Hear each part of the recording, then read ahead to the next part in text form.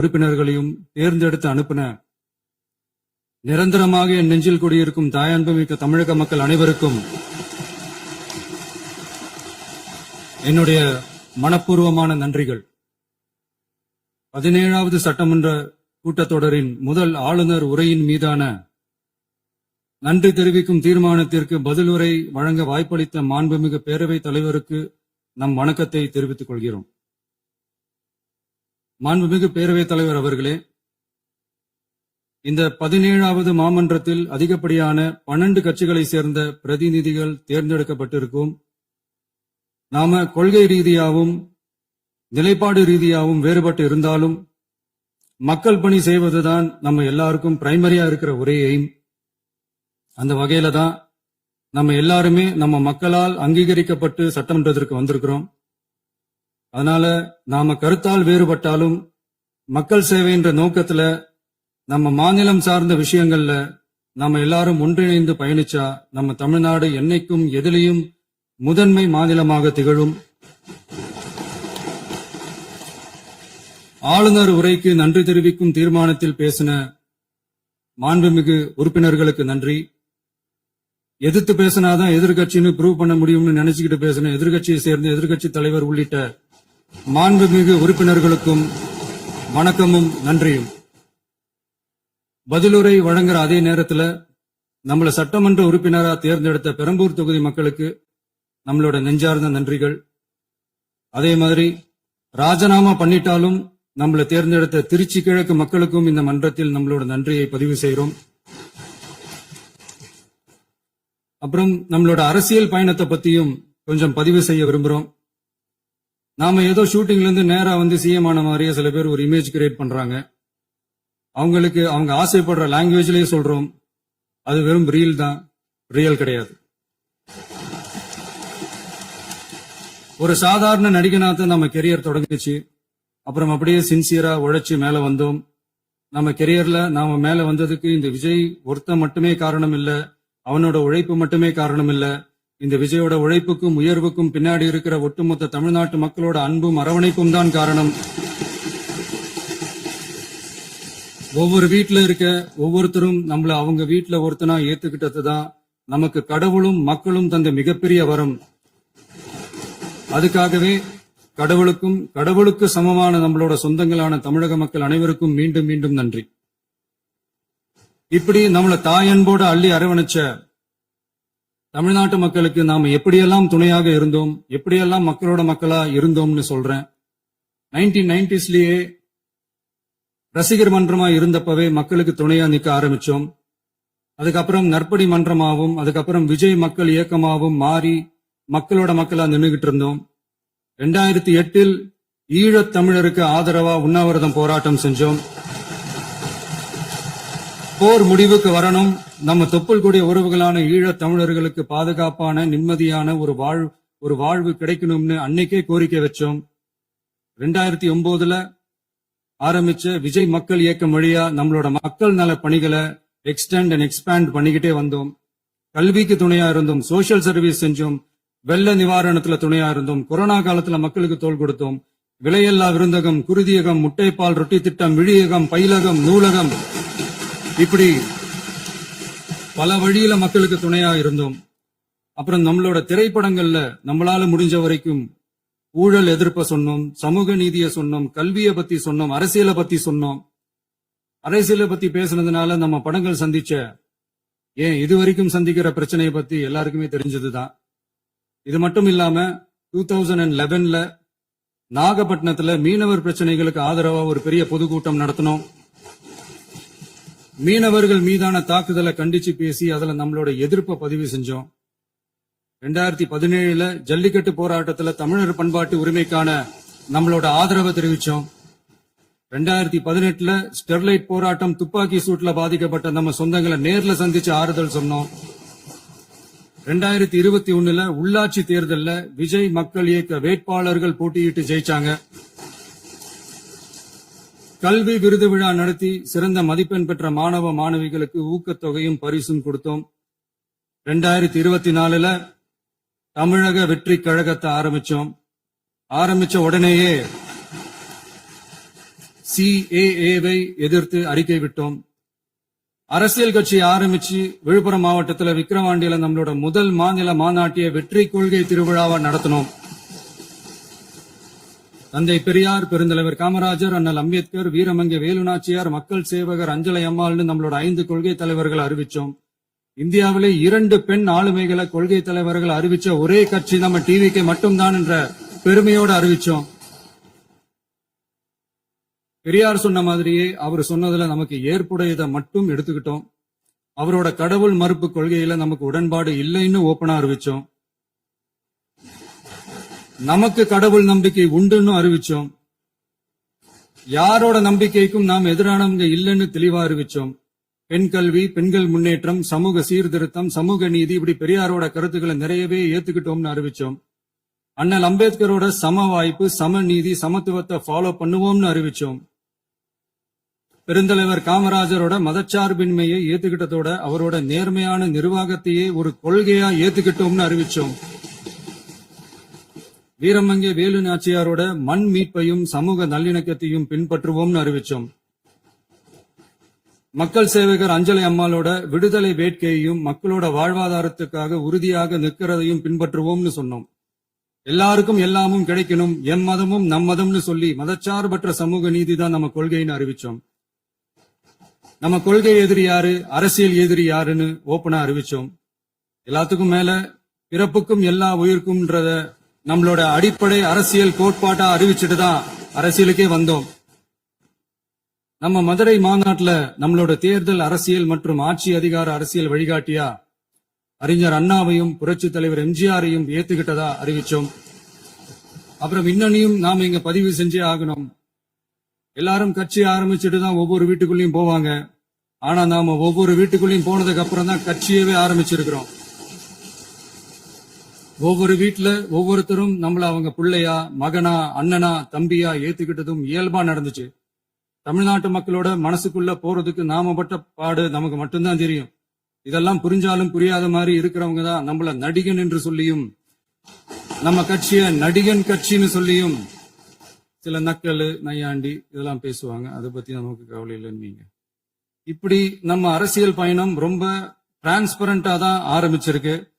இந்த 2026 தேர்தல்ல கூட்டணியே இல்லாமல் தனியா நின்னோம்.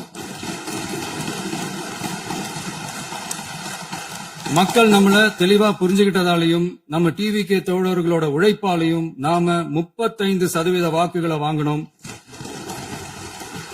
1,72,00,000 வாக்குகளோட தமிழ்நாட்டிலேயே தனி பெரும் கட்சியா வந்தோம். தமிழக மக்களாலையும் நம்மளோட ஆதரவு இயக்கங்களாலையும் இதோ இன்னைக்கு இங்க நம்ம டிவிகே ஆளும் கட்சியா உட்கார்ந்திருக்கிறோம். இந்த ஆளும் கட்சியா ஆனதும் அவ்வளவு சாதாரணமாலாம் நடந்துடல. 2.25 வருஷத்துல ஆட்சிக்கு வந்துட்டீங்கன்னு ரொம்ப கிண்டலா கேலியா சிலர் பேசுறாங்க. எங்களோட இந்த 2.25 வருஷ டிராவல்ல எவ்வளவு வலியும் வேதனையும் இருக்குது. நம்மளோட மக்கள் சந்திப்புக்கே அவ்வளவு இடையூறு, அவ்வளவு தடைகள், ஊர் உலகத்துல யாருக்கும் இல்லாத ஒன்னா நமக்கு மட்டுமே தனியா ஸ்பெஷலா எக்ஸ்க்ளூசிவா நிறைய நிபந்தனைகள், நெருக்கடிகள், கட்டுப்பாடுகள், நம்மளை சந்திக்க வர்ற மக்களுக்கு சரியான பாதுகாப்பு இல்லாம, நம்ம கூட்ட நிகழ்ச்சிக்கு போதுமான பாதுகாப்பு இல்லாமன்னு இன்னும் வெளியே சொல்ல முடியாத நிறைய சூழ்ச்சிகள் எல்லாத்தையும் தாண்டி தான் நாம இந்த இடத்துக்கு வந்திருக்கிறோம். But still miles to go. நம்ம டிராவல்ல எல்லாத்துக்கும் முக்கியமா நம்மளோட சொந்தங்கள், நம்மளோட உறவுகள், 41 பேர் கரூர் சம்பவத்துல இழந்த வேதனை எல்லாம் எப்படி சொல்றதுனே தெரியல. நம்ம மனசு விட்டு என்னைக்கும் அந்த வலியும் வேதனையும் நீங்கவே நீங்காது. அதுலயும் நம்ம மேலேயே பழி போட்ட கொடுமையெல்லாம் இருக்கும் பாருங்க, அதெல்லாம் வேற லெவலுங்க. என்னத்துக்கு அப்படியெல்லாம் செஞ்சாங்கன்னு தெரியல. அரசியல்னா இப்படியெல்லாம் கொடூரமா இருக்கணுமா என்ன? சரி விடுங்க. இந்த விஜய் இவனோட மக்களுக்காக எதையும் தாங்க தயாரா ஆகிட்டான். இவ்வளவு பெயின்ஃபுல்லான நம்ம பொலிட்டிக்கல் டிராவல்ல நம்மளோட மிகப்பெரிய ஆறுதலும் பலமும் என்ன தெரியுமா? என் நெஞ்சில் குடியிருக்கும் என்னோட தமிழ்நாட்டு மக்களும், என் உயிருக்கு உயிரான என்னோட தோழர்களும் தான். அவங்களோட பலத்தால தான். அன்னைக்கு 1967ல முன்னாள் முதல்வர் மாண்புமிகு அறிஞர் அண்ணா அவர்கள் தலைமையில் அமைஞ்ச சாமானியர்களோட ஆட்சி மாதிரி, 1977ல முன்னாள் முதல்வர் மாண்புமிகு புரட்சி தலைவர் எம்ஜிஆர் அவர்கள் தலைமையில் அமைஞ்ச மிக சாமானியர்களோட ஆட்சி மாதிரி, இதோ இன்னைக்கு அதே வரிசையில 2026 சட்டமன்ற தேர்தல்ல இந்த விஜயோட தோழர்கள் இடம்பெற்ற ஒரு மிக மிக சாமானியர்களின் ஆட்சி அமைஞ்சிருக்கு. வாகை சூடும் வரலாறு திரும்பி இருக்கிறது. இப்படி ஒரு தீர்ப்பை மக்கள் அளிச்சதுனாலதான் தமிழக வரலாற்றில் ஒரு மகத்தான கூட்டணி ஆட்சியை நாம் அமைச்சிருக்கிறோம். இளைஞர்களால என்ன செய்ய முடியும், பெண்களால என்ன செய்ய முடியும்னு கேட்டவங்களுக்கான பதில் தான் இன்னைக்கு அமைஞ்சிருக்கிற நம்ம ஆட்சி. ஒரே ஒரு குடும்பம் மட்டும் முக்கியம்னு சொல்றது நம்மளோட ஆட்சி அதிகார அரசியல் இல்ல. தமிழ்நாட்டில் இருக்கிற ஒவ்வொரு குடும்பமும் முக்கியம்னு சொல்றதுதான் நம்ம அரசியல். நம்மளோட ஆட்சி அதிகாரம் அதான் நம்மளோட மனசாட்சி உள்ள மக்களாட்சி. இந்த 2026 தேர்தல்ல யாராலும் உடைக்கவே முடியாதுன்னு சொன்ன மதத்தை உடைச்சோம், சாதியை உடைச்சோம், முக்கியமா காசு கொடுத்து ஓட்டு வாங்குற ஒரு நச்சு கலாச்சாரத்தையே சுக்கு நூறா தூள் தூளா உடைச்சிருந்தோம். நாம கிளீன் கவர்னன்ஸ் அண்ட் குட் கவர்னன்ஸ்ல உறுதியா இருக்கிறோம். இப்ப மட்டும் இல்ல, எப்பவுமே இப்படிதான் இருப்போம். இதுல 100% இது உண்மைன்றதுனாலதான் பாரம்பரியமான தினத்தந்தி பத்திரிகை ஊழலின் ஊற்றுக்கண் அடைக்கப்படுகிறதுன்னு 16/6/2026 அன்னைக்கு ஒரு தலையங்கமே எழுதியிருக்கு. ஒரு தவறு செய்தால் அது தெரிந்து செய்தால் அவன் தேவன் என்றாலும் விடமாட்டேன் என்று எம்ஜிஆர் அன்று பாடினார். அதை இன்று விஜய் செயலில் காட்டுகிறார்னு அந்த எடிட்டோரியல்ல எழுதியிருக்கு. இந்த நேரத்துல தினத்தந்திக்கு நம்மளோட நன்றியை தெரிவிச்சுக்கிறோம்.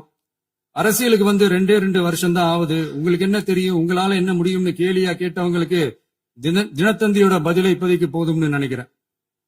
என்னென்னமோ செய்வான்னு சொல்றானே இந்த விஜய், பல வருஷமா இருக்கிற ஒரு பதவி வெறி பிடிச்ச அரசியலை உடைச்சு எப்படி செய்வான்னு நம்ம மக்களை யோசிச்சிருவாங்க. இதோ இப்போ நம்ம மக்களுக்கு புரிஞ்சிருக்கும். இப்பவும் சொல்றோம், இது வெறும் ஆரம்பம் தாங்க. இந்த மாபெரும் சபையிலிருந்து கேட்கிற மக்களே, நமக்கு கொஞ்சம் அவகாசம் கொடுங்க. இதுக்கு முன்னாடி, அதாவது 2017 கடைசியில இருந்து 2026 ஏப்ரல் வரைக்கும் இருந்த புண்ணியவான்கள் ஆட்சியில ஒவ்வொரு டிபார்ட்மெண்ட்லயும் போட்ட ஏராளமான ஓட்டைகளை அடைச்சிக்கிட்டே படிப்படியா மக்களுக்கு நல்லதையும் செஞ்சுக்கிட்டே வருவோம். அதனாலதான் நமக்கு எதிரா யார் யாரோ சேரவே மாட்டாங்கன்னு நினைச்சவங்க எல்லாம் ஒன்னா சேர்றாங்க. நம்ம ஆட்சிக்கு டேட்டு குறிக்கிறாங்க.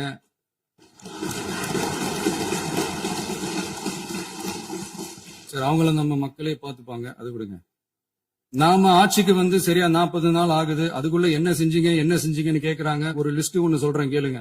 பெண்கள் பாதுகாப்புக்காக சிங்கப்பெண் சிறப்பு படை, 200 யூனிட் வரை கட்டணமில்லா மின்சாரம், போதைப் பொருள் ஒழிப்புக்காக தனிப்படை, குறுவை நெல் சாகுபடியை ஊக்குவிப்பதற்காக 134.83 கோடி சிறப்பு தொகுப்பு திட்டம், வழிபாட்டு தலம், ஸ்கூல், பஸ் ஸ்டாண்ட், அதுக்கு பக்கத்துல இருக்கிற 717 மதுபான கடைகள் மூடப்பட்டன. அங்க வேலையில் இருந்தவர்களுக்கு வேறு கடைகளில் வேலை, கவனிக்கப்படாமல் விடப்பட்ட அம்மா உணவகங்கள் புதுப்பிக்கப்பட்டன. பத்திரப்பதிவு துறையில் பகல் கொள்ளைக்கு புல் ஸ்டாப் வைக்கப்பட்டுள்ளது. வருகையில்லா ஆவண பதிவு முறை கொண்டுவர உத்தேசிக்கப்பட்ட செயல்பாட்டில் உள்ளது. அரசு மற்றும் தனியார் மருத்துவமனையில் ஸ்கேன் மையங்களில் கருவுறுவதற்கு முன் மற்றும் பின் ஏற்படும் தவறுகளை கண்காணிக்கவும் மருத்துவ நிறுவனம் முறைப்படுத்தும் சட்ட விதிகள் பின்பற்றப்படுகிறதா என கண்காணிக்கவும் மருத்துவ மற்றும் ஊரக பணிகள் இயக்கத்தின் பயன்பாட்டிற்காக 40 புதிய வாகனங்கள் வழங்கப்பட்டுள்ளது. கூட்டுறவு வங்கியின் ஏழை எளிய மக்கள் வாங்கிய கடனுக்கு முதல் முத்தாய்ப்பாக ரூபாய் 2045 கோடி தள்ளுபடி வழங்கி ஆணையிடப்பட்டுள்ளது. ஒன்றிய அரசிடம் கேட்டுக்கொண்டதற்கிணங்க கடந்த 2 வருடமாக நிறுத்தி வைக்கப்பட்ட இருந்த ஜல் ஜீவன் மிஷன் திட்டம் புதுப்பிக்கப்பட்டு ஜல் ஜீவன் மிஷன் திட்டம் 2.0 நடைமுறைக்கு கொண்டு வரப்பட்டுள்ளது. 18,500 கோடி அளவில் உறுதியளிக்கப்பட்ட காஞ்சிபுரம் மாவட்டத்தில் மைய விரிவாக்க திட்டம், கோயம்புத்தூரில் மின்னணு பொருட்கள் மற்றும் மின்னணு அமைப்புகள் உற்பத்தி திட்டம் மற்றும் திருவள்ளூர் மாவட்டத்தில் காட்டுப்பள்ளி LNT கப்பல் கட்டும் தளம் விரிவாக்க திட்டத்திற்கு ஒப்பந்தங்கள் போடப்பட்டுள்ளன. அனைத்து நிர்வாக நடவடிக்கைகளும் மின்னணு முறையில் மாற்றம் கொண்டுவர நடவடிக்கை எடுக்கப்பட்டு வருகிறது. சட்டவிரோத கல்குவாரி மற்றும் அனுமதியின்றி கனிமங்களை எடுத்துச் செல்வது தடுக்கப்பட்டுள்ளது. பல்வேறு குவாரிகள் சீல் வைக்கப்பட்டுள்ளன. கனிமங்களை கண்காணிப்பது, எல்லைகளை நிர்ணயிப்பது மற்றும் ஆளில்லா விமானம் மூலம் அளவீடு செய்வது போன்றவற்றை செயல்படுத்துவதற்கான பணிகள் மேற்கொள்ளப்பட்டு வருகின்றன. அனைத்து துறைகளிலும் அலுவலர் தலையீடு இல்லாமல் லஞ்ச லாவண்யமற்ற தமிழகத்தை உருவாக்க அனைத்து நடவடிக்கைகளும் முடுக்கிவிடப்பட்டுள்ளது. இதெல்லாம் சாம்பிள் தான், இன்னும் இருக்கு. இந்த வெறும் 40 நாளுக்குள்ளேயே இவ்வளவு செஞ்சிருக்கோம்னா இனி வர்ற நாட்கள்ல கொஞ்சம் கொஞ்சமா படிப்படியா ஸ்டெடியா உழைச்சி லஞ்சலாவணம் இல்லாத ஊழல் இல்லாத பெண்களுக்கு பாதுகாப்பான சுதந்திரமான டிரான்ஸ்பரண்டான தமிழ்நாட்டை நம்ம சொந்தங்களான தமிழக மக்களுக்கு தர்றதுதான் நம்மளோட ஒன் அண்ட் ஒன்லி டார்கெட். கண்டிப்பா அதை நிறைவேற்றியே காட்டுவோம். 8 கோடி மக்கள் நம்மளோட இருக்கிறப்போ ஏங்க அதை செய்ய முடியாது? மாண்புமிகு பேரவைத் தலைவர் அவர்களே, தமிழ்நாட்டின் கருவூலம் எப்படி திசை மாறி உருமாறி தேய்ந்து ஓய்ந்து கிடைக்கிறதுன்னு சொன்னாங்க. திசை மாறி உருமாறி தேய்ந்து ஓய்ந்துன்னு வசனம் மாதிரி ரைமிங்கா இல்லாம வளமான இலக்கியமா இதே சபையில பேசினவங்களோட திறமையான ஆட்சியில நடந்த நிதி மேலாண்மையை பத்தி வெள்ளை அறிக்கையா வெளியிட்டோம். வெள்ளை அறிக்கை வந்ததிலிருந்தே கண்ணை கட்டுதுங்க. அந்த காலத்துலதான் பிள்ளையோ பிள்ளை தொல்லையோ தொல்லைன்னு சொன்னாங்க. அதே மாதிரி தாங்க அவங்க ஆட்சியாலையும் அவங்களாலையும் இன்னைக்கு தமிழ்நாட்டுக்கே தொல்லையோ தொல்லை. இப்படி ஒரு நிலைமையை உண்டாக்கி வச்சுட்டு இவங்க சொல்றாங்க நமக்கு ஆட்சி செய்ய தெரியாதுன்னு. நம்ம அமைச்சர்களுக்கும் நம்ம சட்டமன்ற உறுப்பினர்களுக்கும் ஒன்னும் தெரியாதுன்னு. ஆமாங்க, எங்களுக்கு தெரியாதுதான். எங்க சட்டமன்ற உறுப்பினர்களுக்கும் அமைச்சர்களுக்கும் மக்கள் பணி செய்ய தெரிஞ்ச அளவுக்கு மக்கள் பணத்தை சுருட்ட தெரியாதுதான்.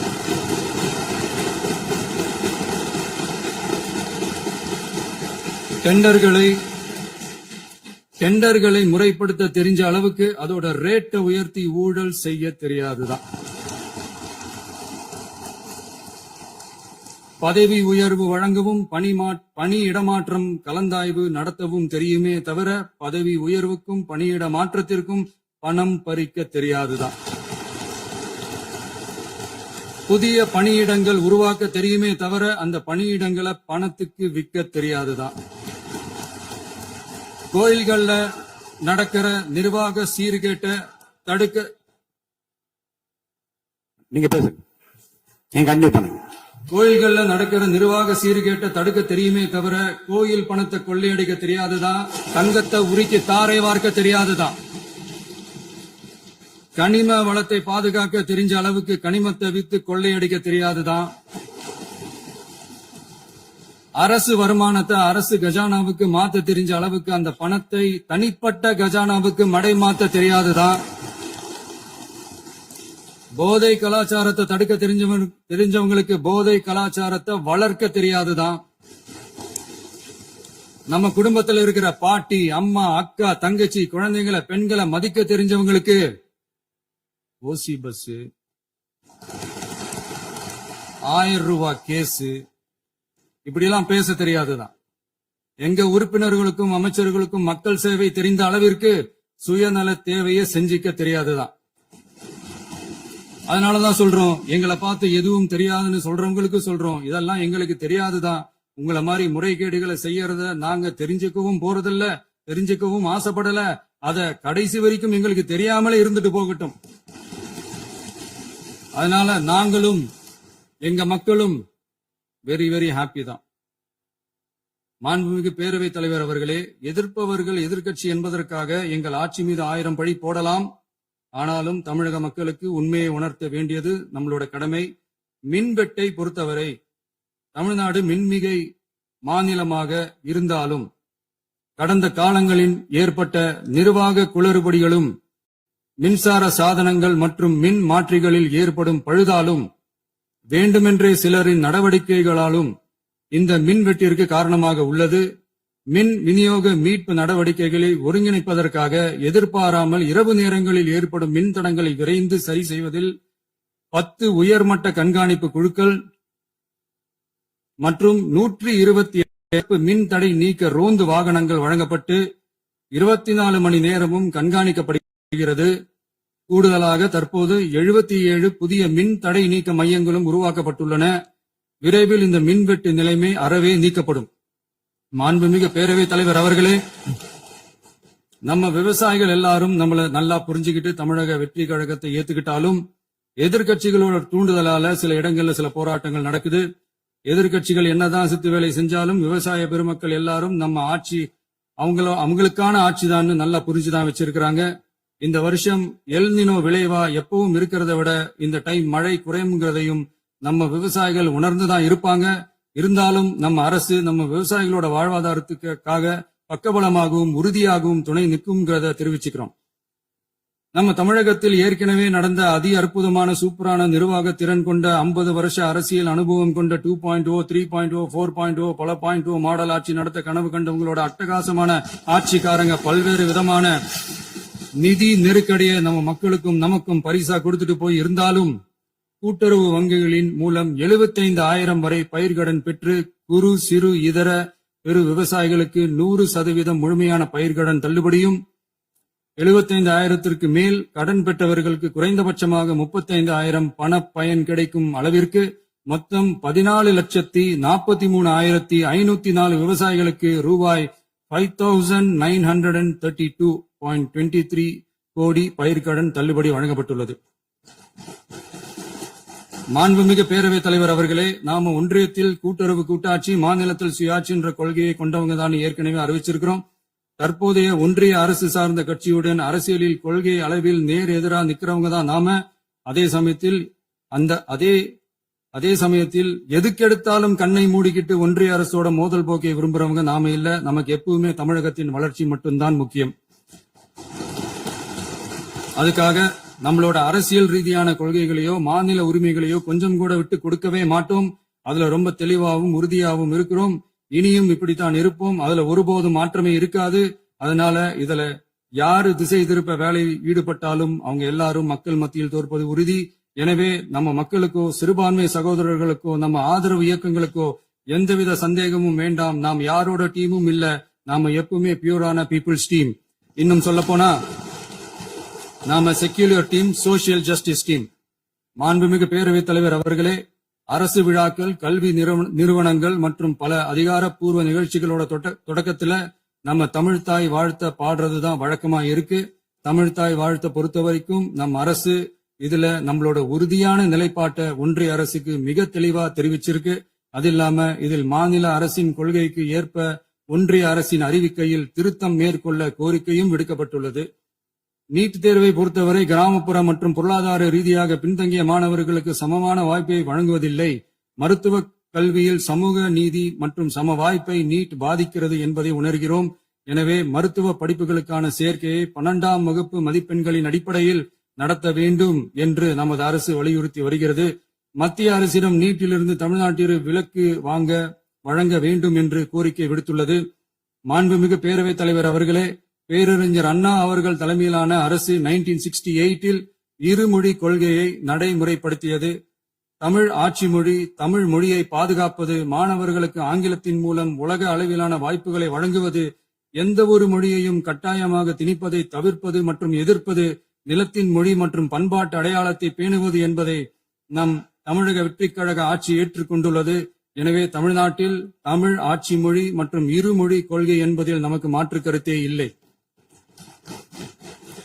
மாண்புமிகு பேரவைத் தலைவர் அவர்களே, கடந்த 11/6/2026 அன்று நடந்த நிதி ஆயோக் கூட்டத்தில் தமிழ்நாடு அரசின் சார்பாக கலந்து கொண்டு வறுமையற்ற தமிழ்நாடு இயக்கம் உருவாக்க தேவையான நிதியையும், தமிழ்நாட்டுக்கு 2 எய்ம்ஸ் மருத்துவமனைகளை தருமாறும், மருத்துவம் மற்றும் பல் மருத்துவ படிப்பிற்கு 12ஆம் வகுப்பு மதிப்பின் அடிப்படையில் இடங்களை நிரப்புதல் குறித்தும், செயற்கை நுண்ணறிவு தொடக்க நிறுவன வளர்ப்பு மையங்கள் தமிழ்நாட்டில் அமைக்கவும், இளைஞர் திறன் மற்றும் வேலைவாய்ப்பு இயக்கம் செயல்படுத்த வேண்டியும், பெண்கள் தலைமையிலான வளர்ச்சி குறித்தும், மீனவ சமுதாயங்களின் வாழ்வாதாரம் மற்றும் மீன்பிடி படகுகள் மற்றும் மீனவர்களை விடுவித்தல் குறித்து நிரந்தர நடவடிக்கை எடுக்க வேண்டியும், காலநிலை தாங்கும் தன்மை பெருந்திட்டம் 2045 கீழ் விண்வெளி உற்பத்தி மையத்தை தேசிய விண்வெளி உற்பத்தி மையமாக அறிவிக்க கோரியும், தமிழ்நாட்டில் சாலை போக்குவரத்து, நெடுஞ்சாலை மற்றும் ரயில்வே அமைச்சகத்தின் மேம்பாட்டு குறித்தும், அனைத்து கிராமங்களையும் டிஜிட்டல் இணைப்பு வசதி ஏற்படுத்துதல் குறித்தும், கூட்டு குடிநீர் திட்டம் தொடரவும், அரசின் விழாக்களில் தமிழ்தாய் வாழ்த்துக்கான முதலிடத்திற்கான கோரிக்கையும்,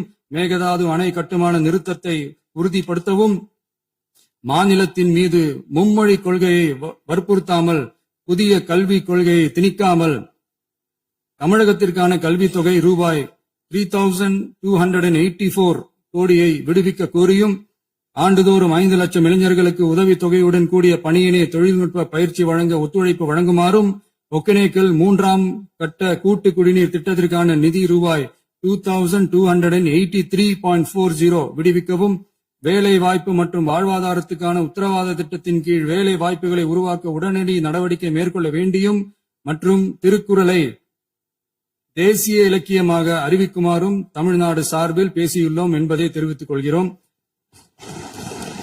மாண்புமிகு பேரவைத் தலைவர் அவர்களே, அண்டை மாநிலங்களுடனான நட்புறவு ஒரு மாநிலத்தின் வளர்ச்சிக்கும் நாட்டின் ஒற்றுமைக்கும் மிகவும் அவசியமானது. தமிழ்நாடு தனது அண்டை மாநிலங்களுடன் நதி நீர் பங்கீடு, பொருளாதாரம், கல்வி, கலாச்சாரம் மற்றும் போக்குவரத்து துறைகளில் நல்லுறவை பேணி வருகிறது. பரஸ்பர மரியாதை, ஒத்துழைப்பு மற்றும் கூட்டாட்சி தத்துவத்தின் அடிப்படையில் அண்டை மாநிலங்களுடனான நட்புறவை வலுப்படுத்தவும் நமது ஆட்சியில் காக்கப்படுகிறது. மாண்புமிகு பேரவைத் தலைவர் அவர்களே, சட்டம் ஒழுங்கை பத்தி பேச்சு வந்தது. சட்டம் ஒழுங்கு சரியா இருக்கணும் அப்படின்றதுல எங்களுக்கு மாற்று கருத்தே கிடையாது. கண்டிப்பா லா அண்ட் ஆர்டர் கரெக்டா இருக்கணும், கரெக்டா இருக்கும், இருக்க வைப்போம். அதே மாதிரி பெண்கள் பாதிக்கப்படுறதையும் இங்க யாராலையும் சகிச்சுக்கவே முடியாது. அதுக்கான கடுமையான நடவடிக்கைகள் நம்ம அரசு எடுத்துக்கிட்டு இருக்கிறோம். இந்த சிங்கப்பெண் சிறப்பு அதிரடி படை கூட அதுக்கான ஒரு ஃபர்ஸ்ட் ஸ்டெப் தான். அதே மாதிரி இந்த போதைப் பொருள் நடமாட்டம் அதை கண்ட்ரோல் பண்றதுக்கும் நம்ம அரசு கடுமையான நடவடிக்கைகள் எடுத்துக்கிட்டு இருக்கிறோம். அதையும் கண்டினியூ பண்ணி எடுப்போம். மாண்புமிகு பேரவைத் தலைவர் அவர்களே, இப்ப நான் சொன்ன இந்த பிரச்சனைகள்லாம் 2026 போன மாசம் மே மாசம் 10ஆம் தேதி புதுசா வந்துடல. இதெல்லாம் பல வருஷமா இருக்கிற பிரச்சனைகள் தான், பல வருஷமா கண்டுக்காம விட்ட பிரச்சனைகள் தான். இன்னைக்கு எதிர்கட்சிக்காரங்க அதை பத்தி கேட்கும் போது எனக்கு அது அக்கறையா தெரியல, அவதூறு அரசியலா தான் தெரியுது, பழி போடுற அரசியலா தான் தெரியுது. இப்படி அவதூறு பழி போடுறவங்களை பார்த்து ஒன்னே ஒண்ணுதான் கேட்கணும்னு தோணுது. கடந்த 9-10 மாசமா நம்ம ஸ்டேட்ல சட்டம் ஒழுங்கு டிஜிபியே இல்ல. சட்டம் ஒழுங்கு டிஜிபியை போடுங்கன்னு சொல்லி எல்லாம் ஓஞ்சு போயிட்டோம். போன ஆட்சியில நடந்ததுக்கெல்லாம் இப்பதான் விடையே கண்டுபிடிக்கிறோம் நம்ம ஆட்சியில்.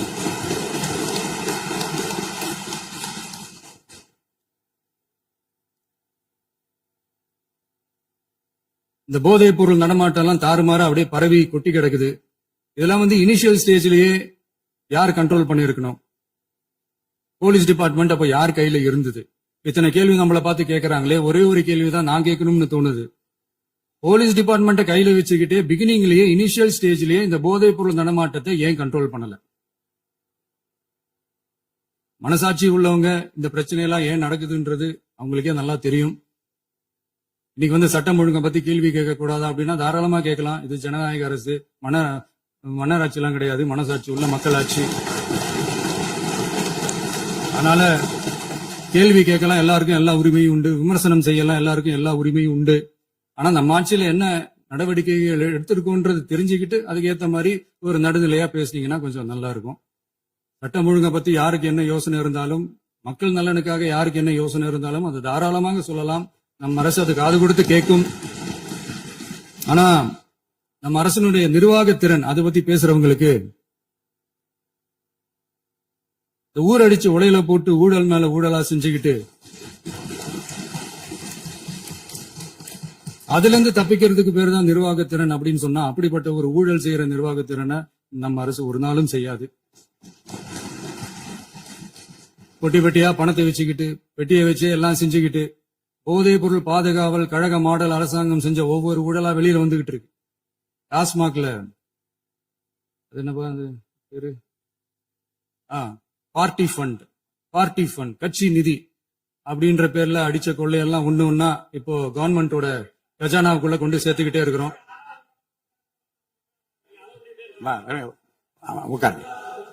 மாண்புமிகு முதல்வர்கள் பதில் அளிக்க பிறகு முதல்வர் பதிலளிக்க பிறகு நேரம் தர அப்ப அவங்க பேசட்டும். அவங்கள பேச அனுமதி. உட்காருங்க.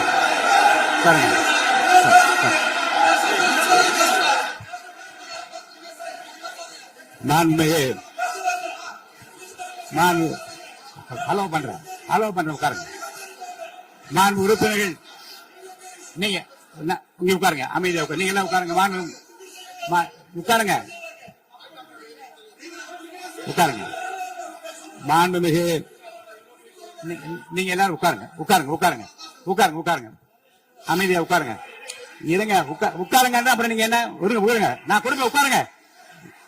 நான் பாயிண்ட் ஆஃப் வார கொடுங்க, நான் கொடுக்குறேன். உட்காருங்க.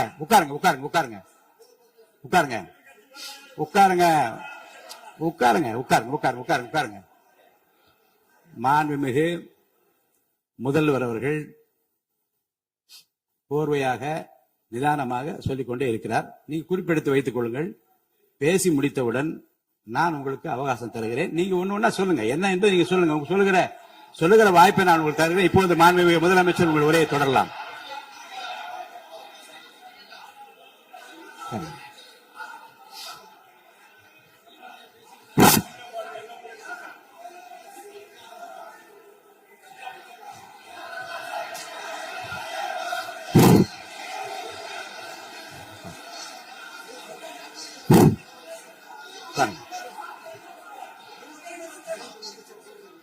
நான் எழுந்த பிறகு உட்கார்றதான் உட்காருங்க. எல்லாரும் உட்காருங்க. தேசிய உட்கார். நான் அலோவ் பண்றேன். உட்காருங்க. அமைதியா உட்காருங்க. நான் அலோவ் பண்றேன். அமைதியா உட்காருங்க. அங்க இருந்து குரல் கொடுக்காதீங்க. உட்காருங்க.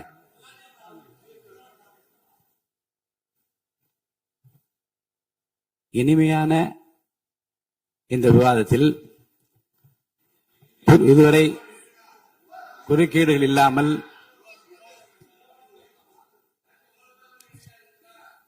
கொஞ்சம் அமைதியா இருங்க. மாண்புமிகு முதல்வர்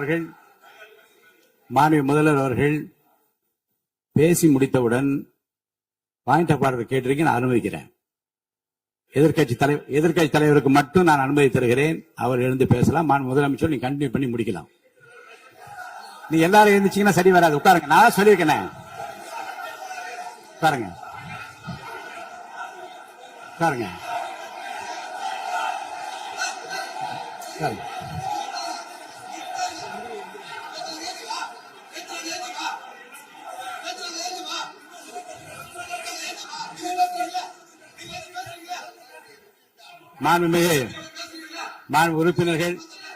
உறுப்பினர் அமைதி காக்க வேண்டும். நேற்று எதிர்க்கட்சி தலைவர் பேசுகிற போதும் அவர் பேசுகிற எல்லாவற்றுக்கும் நான் அனுமதி அளித்தேன். அதுல பாயிண்ட் ஆஃப் கேளுங்க. அந்த விவாதத்தில் கேளுங்க. இப்போதும் மாண்புமிகு முதலமைச்சர் அவர் பேசி முடித்த பிறகு நான் உங்களுக்கு அதுக்குரிய அவகாசம் தருகிறேன். நீங்க கேளுங்க. கேட்கிற உரிமையும் விளக்கத்தை பெற்றுக்கொள்ளும் உரிமை உங்களுக்கு இருக்கிறது. அதற்கு அவகாசம் நான் தருகிறேன்.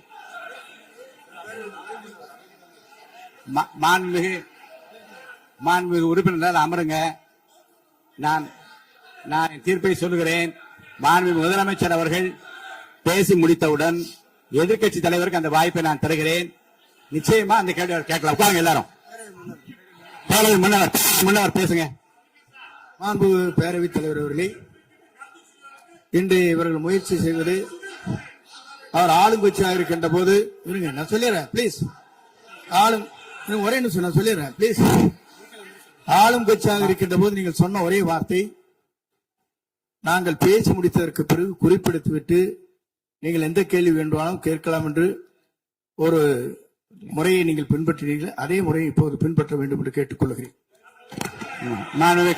பள்ளிக்கல்வித்துறை அமைச்சர். மாண்புமிகு பேரவைத் தலைவர் அவர்களே, நேற்றைய தினம் கூட எதிர்க்கட்சி தலைவர் சொன்னதை முழுமையாக கேட்டு இறுதியில் ஒரு வாய்ப்பு தந்தீங்க. அதுவும் இல்லாம இந்த நேரத்தில் நேரலையில் நீங்களும் பாக்குறீங்க. அங்கிருந்து ஒருமையில் விழித்து இந்த பக்கம் இருக்கிற உறுப்பினர்களை பார்த்து அப்படின்னு ஒருமையில் விழிப்பதை உங்கள் மூலமாக கண்டிக்கிறேன். அந்த வார்த்தையை அவை குறிப்பிலிருந்து நீக்கணும். கண்ணியம் காத்து முதல்வர் முழுமையாக பேசுவதை காத்து கண்ணியம் காத்து இந்த சபைக்கு ஒரு மரபு இருக்கிறது. அதை மூத்த உறுப்பினர்கள் பின்பற்றபடி உங்கள் மூலமாக கேட்டுக்கொள்கிறேன். மாண்புமிகு முதலமைச்சர் அவர்கள் உரையை தொடரலாம். நான் தரேன். நான் உறுதியாக மாண்புமிகு முதலமைச்சர் அவர்கள் பேசி முடித்தவுடன் எதிர்க்கட்சி தலைவருக்கு அந்த வாய்ப்பு தரப்படும் என்பதை உறுதியாக சொல்லிவிட்டேன். இடையிலே குறுக்கீடு செய்யாமல் அந்த பேச்சு முழுமையாக பேசி முடிக்க நீங்கள் அனுமதி வழங்க வேண்டும் என்று கேட்டுக்கொள்கிறேன். அமைதியா உட்காருங்க. அவங்க பேசி முடிக்கட்டும். நீங்க கேளுங்க. நான் என்ன சொல்றேன், கேட்கிற உரிமையும் விளக்கத்தை கேட்டு பெறும் உரிமை உங்களுக்கு இருக்கிறது. ஆனா இடையிலே குறுக்கீடு செய்யாமல் அது முடிக்கும்படி நான் கேட்டுக்கொள்கிறேன். மாண்புமிகு முதலமைச்சர் அவர்கள் தொடர்ந்து நீங்க பேசலாம்.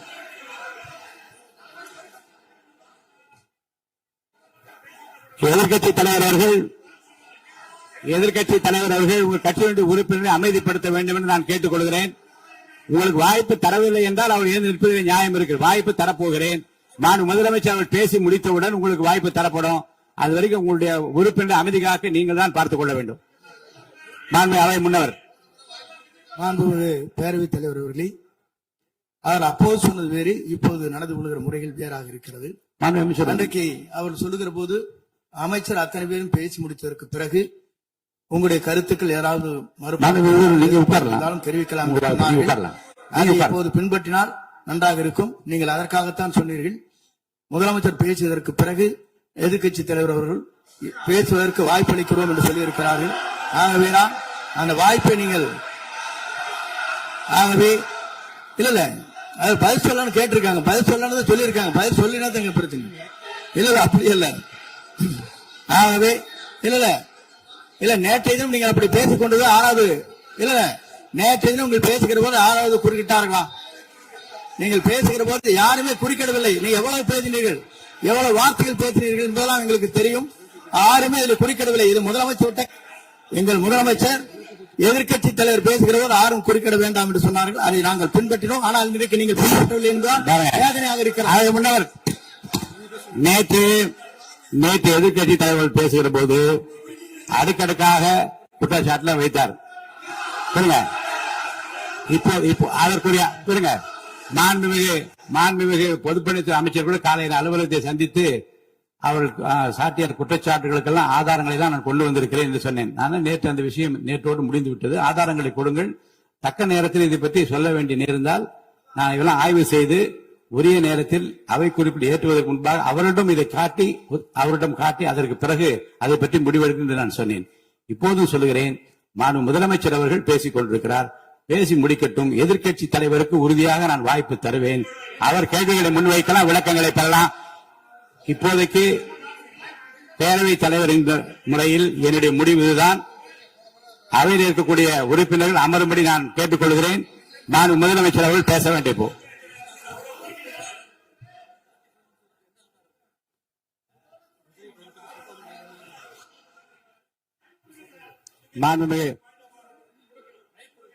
மாண்புமிகு இருங்க. அதை முன்னவர் பேரவைத் தலைவர் அவர்களே, நேற்றைய தினம் நீங்கள் முழுமையாக பேசினீர்கள். உங்கள் பேச்சுக்கள் எப்படி இருந்தது என்பதும் நாடறியும். இருந்தாலும் கூட நாங்கள் அமைதியாக இருந்தோம். இல்ல நீங்க இருங்க. ஒவ்வொரு வார்த்தைக்கு இருங்க. நீங்க மின்வெட்டையில நீங்க சொன்னீங்க. உங்களுடைய முன்னாள் அமைச்சர் ஆற்காடு வீராசாமி இருக்கிற போது மின்வெட்டால் தான் நாங்கள் ஆட்சியை மாறியது என்றெல்லாம் சொன்ன கதையெல்லாம் இருக்கு. அதெல்லாம் சொன்னோம். நாங்களே அமைதியா இருந்தா அதுக்கு அங்கே தயவு செய்து எதிர்க்கட்சி தலைவருக்கு வாய்ப்பளிக்கிறார்கள். அந்த வாய்ப்பை நீங்கள் முதலமைச்சர் பேசியதற்கு பிறகு பேசினால் அழகாக இருக்கும். அதை முன்ன பள்ளி கல்வித்துறை அமைச்சர் மாண்புமிகு பேரவைத் தலைவர் அவர்களே, அவர் ஒரே ஒரு வார்த்தையை தான் சொன்னார். பார்ட்டி ஃபண்ட் என்ற வார்த்தையை கேட்டு எதிர்க்கட்சி நண்பர்கள் கோபப்படுகிறார்கள். ஆனால் அதன் மீது உங்களுக்கு பாயிண்ட் ஆஃப் ஆர்டர் தருவதாகவும் நீங்கள் சட்டப்பேரவைத் தலைவர் சொல்கிறீர்கள். நேற்றைய தினம் இதே போல வெற்றி தலைவர் அவர்களினுடைய வழிகாட்டில் வளர்ந்த நாங்கள் சகிப்புத்தன்மையோடு அவர்கள் பல வார்த்தைகள் சொன்னார்கள். புதிதாக சோஃபா மாடல் என்றார்கள், குதிரை பேரம் என்றார்கள், எத்தனையோ வார்த்தைகள் சொன்ன போது சகிப்புத்தன்மையோடு அதை கேட்டு பொறுமையாக இருந்தோம். இவர்கள் குதிரை பேரம் எல்லாம் அவைக்குள் நீக்கப்பட்டு விட்டது. சரி, சோஃபா மாடல் என்று சொன்னார்கள். ஆதாரம் கேட்டு இப்படி எழுந்து நாங்கள் கொந்தளிக்காமல் ஒரு சட்டமன்றத்தில் ஒரு உறுப்பினர் எப்படி நடந்து கொள்ள வேண்டும் என்பதற்கு எடுத்துக்காட்டாக தமிழக வெற்றி கழகத்தின் உறுப்பினர்கள் நடந்து கொண்டார்கள். இப்போது மதிப்பிற்குரிய எதிர்க்கட்சி தலைவர் அவர்களை உங்களூடாக நான் கேட்பது என்னவென்றால், அவர்களினுடைய கட்சி உறுப்பினர்களை அவர் அமைதிப்படுத்தி முதல்வர் அவர்கள் உரையை முழுமையாக கேட்டு சகிப்புத்தன்மைக்கு சட்டமன்றத்தில் இந்த பக்கம் மட்டுமல்ல அந்த பக்கமும் எடுத்துக்காட்டாக இருப்பதற்கு அவர் வழிவகை செய்ய வேண்டும் என்று உங்கள் மூலமாக கேட்டுக்கொள்கிறேன். நான் பொதுப்பணித்துறை அமைச்சர்.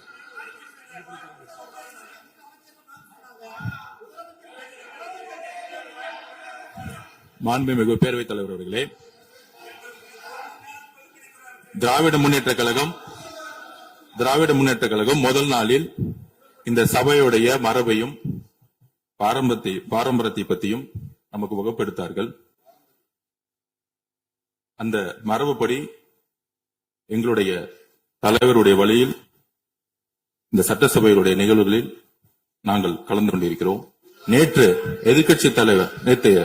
எதிர்க்கட்சி தலைவர் பேசும் பொழுது எவ்வளவோ வார்த்தைகள் உண்மைக்கு புறம்பாக சட்டத்திற்கு எதிராக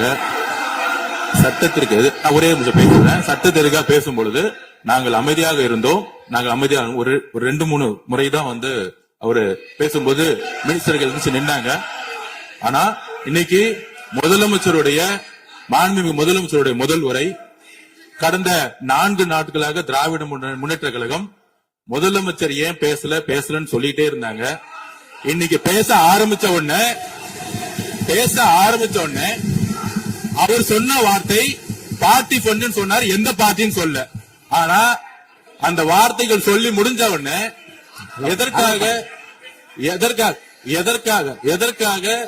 எதற்காக முதலமைச்சருடைய பேச்ச இவங்க வந்து குறுக்கிறாங்கன்னு தெரியல. நீங்கள் சொன்னதுபடி முதலமைச்சர் பேச வேண்டும். பேசிய பின்பு கருத்துகளுக்கு பதிலளிக்க அவர்கள் பதிலளிக்கும், நாங்களும் பதிலளிக்க தயாரிக்கிறோம் பதிவு பண்றோம். மாண்புமிகு முதலமைச்சர் அவர்கள்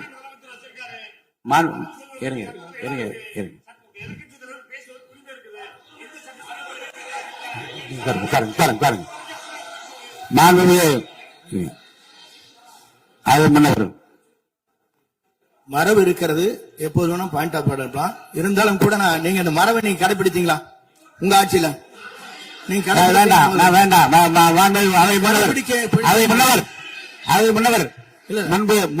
முன்பு எப்படி நடந்தால் என்பதை பற்றியோ முன்பு நடந்த நிகழ்வுகள் பற்றியோ நீங்கள் சொல்லி மீண்டும் இந்த அவையினுடைய மாண்பை குறைக்க வேண்டாம் என்று நான் கேட்டுக்கொள்ள வேண்டாம்.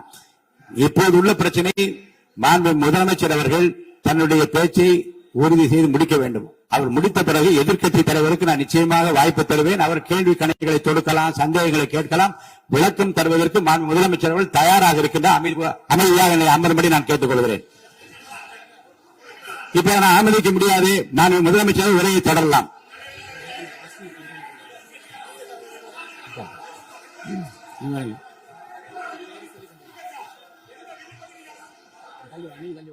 மாண்புமிகு உறுப்பினர் ஆஸ்தின் உங்க இடத்துல போய் உட்காருங்க.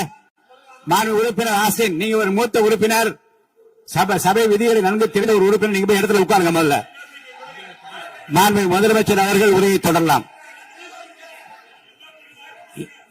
இப்போது எந்த விதமான பாயிண்ட் ஆஃப் ஆர்டர்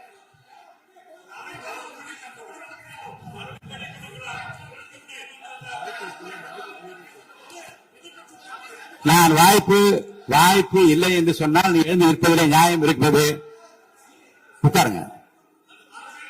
வாய்ப்பு உறுதியாக எதிர்க்கட்சி தலைவருக்கு பாயிண்ட் ஆஃப் ஆர்டர் மட்டுமல்ல, உட்கார்ந்து அவர் பேசிய பேச்சுக்களை என்னென்ன இருங்க என்ன உங்களுக்கு சந்தேகம் இருக்கிறதோ, வினாக்கள் இருக்கிறதோ அதை நீங்க கேட்கலாம். அவர் பதில் சொல்வதற்கு தயாராக இருக்கிறார். பேசி முடிக்கின்ற வரை அமைதி காக்கும்படி உங்களை நான் கேட்டுக்கொள்கிறேன். நான் எதிர்க்கட்சி தலைவர் முழு ஒத்துழைப்பை நீங்கள் தர வேண்டும் என்று நான் எதிர்பார்க்கிறேன்.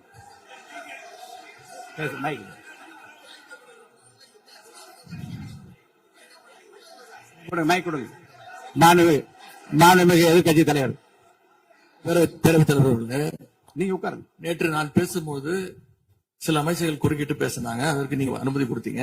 அதே மாதிரி இன்னைக்கு முதலமைச்சர் பேசும்போது சில வார்த்தைகள், தவறான வார்த்தைகள் பேசுறாரு. அவர் பார்ட்டி ஃபண்ட் அப்படின்னு சொல்லியிருக்கிறாரு. அவரு அமைச்சர் அந்த பார்ட்டி ஃபண்ட் எந்த பார்ட்டின்னு கூட சொல்ல தைரியம் இருந்தா சொல்லுங்க, நாங்க அதெல்லாம் பேஸ் பண்ண தயாரா இருக்கோம். எதையும் ஆதாரத்தோடு எதையும் பேசுங்க. நீங்க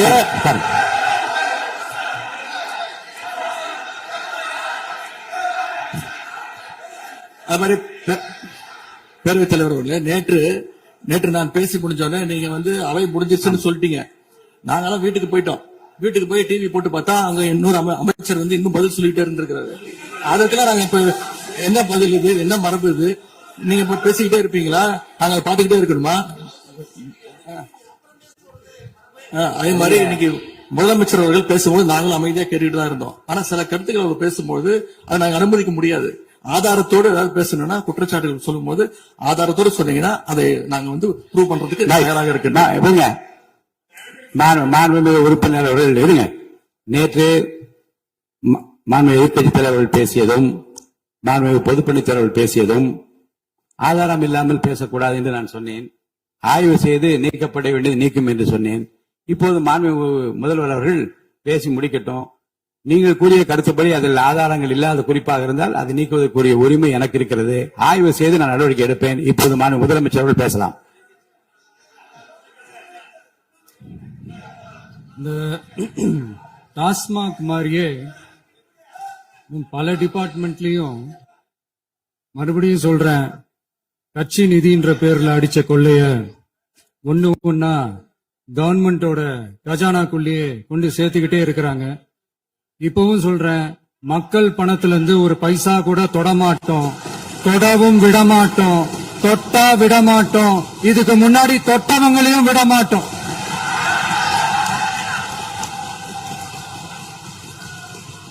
ஒவ்வொரு ஊழலா வெளியில வரும் போலயே ஒவ்வொரு வேஷமா கலைஞ்சிரும் போலயே இங்க இருக்கிற நிறைய பேரு நடுங்கி போய் இதுல நம்ம மேல அவதூறு வேற. இப்ப புதுசா ஒரு வெப்பன் ஒண்ணு கொண்டு வந்திருக்காங்க. அது என்ன தெரியுமா? அவங்க தயவால தான் நம்ம ஆட்சி நடக்குதாம். மக்கள் தயவால இந்த ஆட்சி நடந்துகிட்டு இருக்கு. மனசாட்சி உள்ள சக்திகளோட ஆதரவால இந்த ஆட்சி நடந்துகிட்டு இருக்கு. நாங்க தான் அனுப்பி வச்சோம் அப்படின்றாங்களே. அனுப்பி வச்சவங்களுக்கு மினிஸ்ட்ரியில இடம் கொடுத்தா ஏன் கதறீங்க? ஏன் இவ்வளவு கோவம்? ஏன் இவ்வளவு கதறல்? இதுல இன்னொரு முக்கியமான விஷயம், மார்க்சிஸ்ட் கம்யூனிஸ்ட் கட்சி நமக்கு ஆதரவு கொடுத்தது சுயேட்சையா எடுத்த முடிவுன்னு சொல்றாங்க. அதே மாதிரி இந்திய கம்யூனிஸ்ட் கட்சி நமக்கு ஆதரவு கொடுத்தது சுயேட்சையா எடுத்த முடிவுன்னு சொல்றாங்க. இதுல எங்க இருந்து நாங்க தான் அனுப்பி வச்சோம்னா புரியல. மக்களுக்கு நல்லா புரியும். எல்லாத்தையும் தெளிவா பார்த்துக்கிட்டு இருக்கிறாங்க.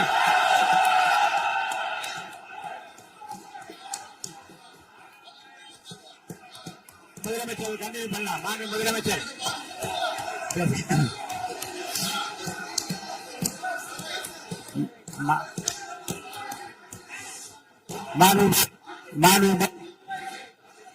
முதலமைச்சர் அவர்களை கண்டினியூ பண்ணலாம். நீ கண்டினியூ பண்ணலாம்.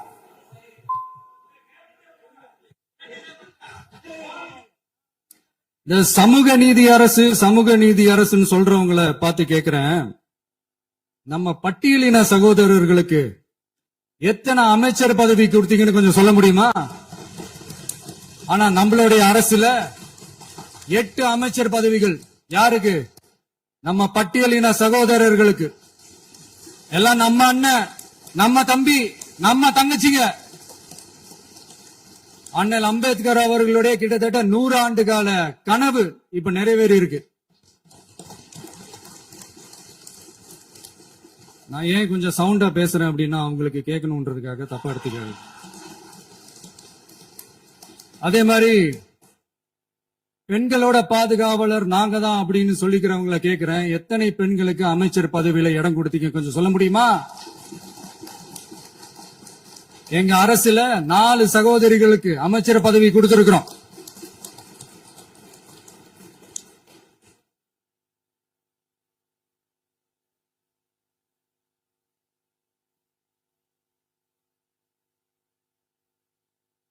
அதனால மக்களால் நிராகரிக்கப்பட்டு மக்களால் அகற்றப்பட்டவங்களுக்கு ஒண்ணு சொல்லிக்கிறோம், தப்பே செய்ய மாட்டோம், ஊழலே செய்ய மாட்டோம், நேர்மையா தான் இருப்போம், நியாயமா தான் இருப்போம் அப்படின்னு சொல்றவங்களால மட்டும்தான் கூட்டணி ஆட்சி அமைக்க முன்வரும்.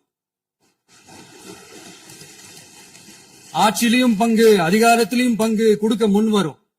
ஊழல்லையே ஊறி போனவங்களால இந்த கூட்டணி ஆட்சியோ ஆட்சியிலையும் பங்கு அதிகாரத்திலையும் பங்கு கொடுக்க முன்வராது. மெஜாரிட்டி இருந்தாலும் தரமாட்டாங்க, மெஜாரிட்டி இல்லனாலும் தரமாட்டாங்க. கேட்டா ரெடிமேடா ஒரு பதில் ஒண்ணு வச்சிருப்பாங்க, கூட்டணி ஆட்சியை மக்கள் விரும்ப மாட்டாங்கன்னு. அதே மக்கள் தான் இப்ப அவங்கள பார்த்து சிரிக்கிறாங்க. நான் பதவி ஏத்த அன்னைக்கு கொஞ்சம் டைம் அவகாசம் கேட்டேன். எதுக்கு கேட்டேன்? நிதி நிலைமை எல்லாம் கொஞ்சம் மோசமா இருக்குது, அதெல்லாம் கொஞ்சம் சரி செஞ்சுக்கிட்டே படிப்படியா கொஞ்சம் கொஞ்சமா நான் கொடுத்த வாக்குறுதிகள்லாம் செயல்படுத்துவேன், அதுக்காக கொஞ்சம் டைம் அவகாசம் கேட்டேன். நான் ஏதோ வேற எதுக்காகவோ வேற யாருக்காகவோ ஏதோ அவகாசம் கேட்ட மாதிரி. அடுத்து இங்க சபையில இல்லாதவங்களை பத்தி பேச வேண்டாம்னு நினைக்கிறேன்.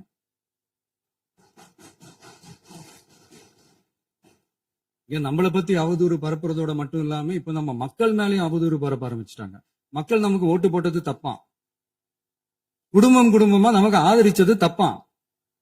இது இப்ப இல்ல, நான் சொல்றது எம்ஜிஆர் அவர்கள் காலத்திலிருந்தே. அப்பவே அவர் ஜெயிச்சப்போ அதே மக்களை தப்பு தப்பா பேசுறது. மக்கள் என்ன பண்ணிட்டாங்க, எம்ஜிஆர் என்ன பண்ணிட்டாரு, எம்ஜிஆர் என்ன இது பண்ணிட்டாரு. 50 வருஷமா ஒரே டெக்னிக்கா. டெக்னாலஜி எல்லாம் மாறி வேற எங்கேயோ போயிட்டு இருக்கு பஸ். இதுல கொஞ்சம் டெக்னிக்காச்சும் கொஞ்சம் மாத்தினா கொஞ்சம் நல்லா இருக்கும். அதனால மக்களுக்கு யூஸ்ஃபுல்லா இருக்கிற மாதிரி இந்த ஆக்கப்பூர்வமான கருத்துக்களோ ஆக்கப்பூர்வமான யோசனைகளோ இருந்தா சொல்லுங்க. அதை நாங்க டெஃபரெண்டா எடுத்துக்கிறோம். ஆனா அதை விட்டுட்டு இந்த நக்கலு, நையாண்டி, சம்பந்தம் இல்லாத பேச்சு இதெல்லாம் பேசிட்டு அப்புறம் முதல்வர் பதில் சொல்லல, முதல்வருக்கு பதில் சொல்ல தெரியல அப்படின்னா அப்புறம் என்ன சோஃபா மாடல் ஆட்சியா? அது என்னன்னு புரியறதுக்கு எனக்கு ரொம்ப நாள் ஆச்சு. இந்த சோஃபா செட்டு, டேபிள் சேரு, டீபாய், பர்னிச்சர் பிசினஸ் எல்லாம் வேற வெளியில போய் பண்ண சொல்லுங்க.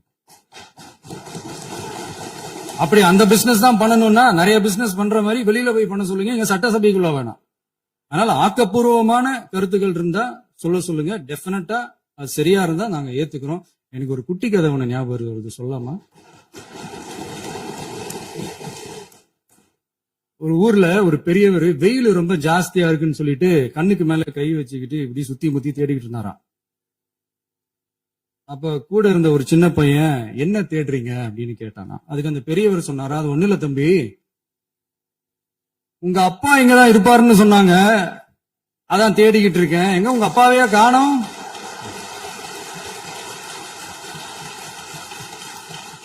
இல்ல எங்களுக்கும் நக்கலா நையாண்டியா சம்பந்தம் இல்லாத குட்டி கதை இதெல்லாம் எங்களுக்கும் பேச தெரியும்.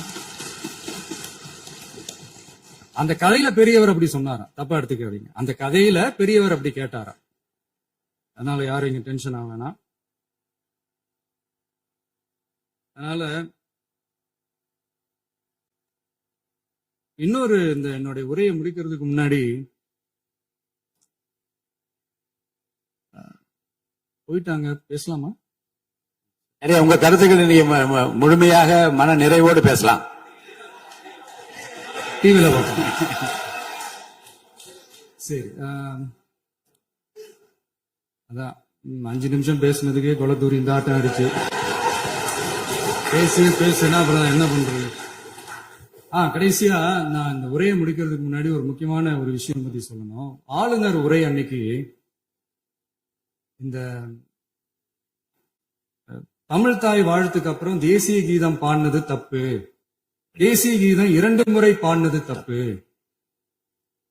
அப்படி ஒரு நிகழ்வு இதுக்கு முன்னாடி இந்த சட்டசபையில நடந்ததே கிடையாது, அந்த மரபே மாத்திட்டீங்க, இப்படி ஒரு பெரிய ஒரு போர் மாதிரி எதிர்கட்சியை சார்ந்தவங்க எல்லாம் சொன்னாங்க இல்லையா? அந்த மாநில உரிமை போராளிகளை, அந்த மரபு காக்கிற உரிமை போராளிகளை ஒரே ஒரு கேள்விதான் கேட்கணும். 2021 ஆகஸ்ட் 2 ஞாபகம் இருக்கா? Centenary celebration of Tamil Nadu legislature. அந்த பங்கன்ல நம்ம முன்னாள் முதலமைச்சர் கருணாநிதி அவர்களோட கலைஞர் அவர்களுடைய கலைஞர் அவர்களுடைய புகைப்படத்தை மாண்புமிகு குடியரசுத் தலைவர் திறந்து வைக்கிற ஒரு பங்கன். அந்த பங்கன்ல national anthem followed by Tamil தாய் வாழ்த்து அப்படின்னு அறிவிச்சது ஞாபகம் இருக்கா? அதாவது தேசிய கீதத்துக்கு அப்புறமா 2வது முறையா, நோட் திஸ் பாயிண்ட் மாண்புமிகு பேரவைத் தலைவர் அவர்களே, பிளீஸ் நோட் திஸ் பாயிண்ட். தேசிய கீதத்துக்கு அப்புறம் 2வது முறையாக தமிழ் தாய் வாழ்த்து பாடப்படும் அப்படின்னு சொன்னது ஞாபகம் இருக்கா? அதுவும் முத்தமிழ் அறிஞர் அப்படின்னு சொல்ற நம்ம கலைஞர் அவர்களுடைய அந்த புகைப்படம் வெளியிட்டு விழாவில் அவர் இருந்த இதே சபையில தமிழ 2வது இடத்துக்கு தள்ளினது யாருன்னு ஞாபகம் இருக்கா? அது மட்டும் இல்ல, அந்த தேசிய கீதத்தை நாட்டுப்பண் நேஷனல் ஆந்தம்னு சொல்லி அதே பங்கன்ல கடைசியா பங்கன் முடியும் போது செகண்ட் டைம் தேசிய கீதம் பாடினதும் ஞாபகம் இருக்கா? இதே அவையில் தான், அது அவை குறிப்பிலும் இருக்கிறது, இதே அவை தான் நடைபெற்றது. இந்த தக்க நேரத்தில் இந்த ஆதாரங்களை அளித்த மாண்பு முதல்வர்களுக்கு நன்றியை தெரிவித்துக் கொள்கிறேன். டவுட் இருந்தா இந்த புக்கை பார்த்து தெரிஞ்சுக்கலாம். அதனால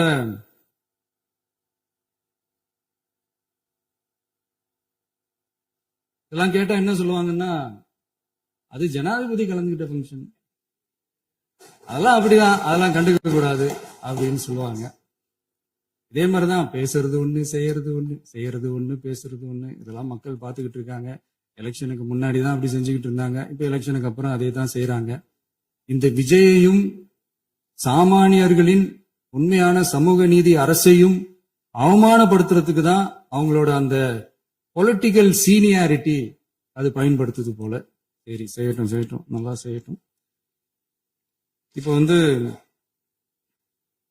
ஆனாலும் நம்மளுடைய மாநில உரிமை, மொழி உரிமை, உத்தம உத்தரர் போல வேஷம் போடுற எதிர்கட்சிக்கு ஒன்றை மட்டும் ஆணித்தரமாக சொல்றோம். உங்களை மாதிரி தமிழ் தமிழ்னு சொல்லிக்கிட்டு, மொழி, பண்பாடு, கலாச்சாரம்னு சொல்லிக்கிட்டு ரெட்டை வேஷம் போடுறவங்க நாங்க கிடையாது. உலகெங்கும் வாழும் என் தமிழ் சொந்தங்களுக்கு நம்முடைய உத்தரவாதம் தமிழ் தான் எங்க உயிர் நாடி அப்படின்றத மறக்க மாட்டோம். இப்பவும் சொல்றோம், மாநில உரிமையில எப்பவும் உறுதியா இருப்போம். அதே சமயத்துல அரசியல் வேற, ஒன்றிய மாநில அரசுகளுக்கு இடையே இருக்கிற நிர்வாக அணுகுமுறை வேற. இதுல நாங்க ரொம்ப தெளிவா இருக்கிறோம். அதனால எங்களுக்கு பாடம் எடுக்கிறதா நினைச்சுக்கிட்டு உங்க வேஷத்தை நீங்களே கொஞ்சம் கொஞ்சமா கலைச்சுக்கிட்டே வர்றீங்க, மறந்துடாதீங்க. அப்புறம் நேத்து எதிர்கட்சி தலைவர், மாண்புமிகு எதிர்கட்சி தலைவர் பேசும்போது நிறைய பேசினாங்க. அதுல ஒண்ணு மட்டும் அரசு சொல்றதா நினைச்சுக்கிட்டு நம்மள இன்டைரக்டா ஈவில் அப்படின்ற அந்த வார்த்தையை யூஸ் பண்ணாங்க. எனக்கு ஒன்னே ஒண்ணுதான் சொல்லணும்னு தோணுது. ஈவில்ஸ்னு டெவில்ஸ் பேசக்கூடாது.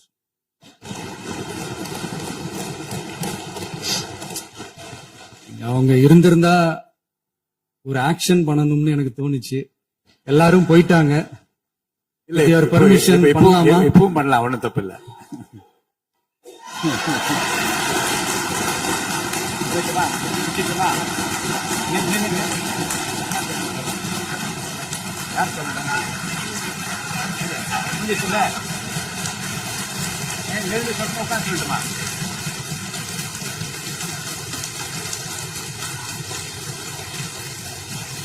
மாண்புமிகு முதலமைச்சர் அவர்கள். மாண்புமிகு பேரவைத் தலைவர் அவர்களே, மாபெரும் தலைவர்கள் வழிநடத்திய மாண்பும் மாபெரும் வரலாற்று சிறப்பு கொண்ட இந்த சட்டமன்ற பேரவையின் 17வது சட்டமன்ற பேரவைக்கு நம்மையும் நம்ம தமிழக வெற்றிக் கழகத்தை சார்ந்த சட்டமன்ற உறுப்பினர்களையும் தேர்ந்தெடுத்து அனுப்பின நிரந்தரமாக என் நெஞ்சில் குடியிருக்கும் தாயன்புமிக்க தமிழக மக்கள் அனைவருக்கும்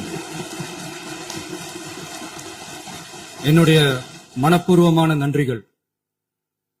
17வது சட்டமன்ற கூட்டத்தொடரின் முதல் ஆளுநர் உரையின் மீதான நன்றி தெரிவிக்கும் தீர்மானத்திற்கு பதில் உரை வழங்க வாய்ப்பளித்த மாண்புமிகு பேரவைத் தலைவருக்கு நம் வணக்கத்தை தெரிவித்துக் கொள்கிறோம்.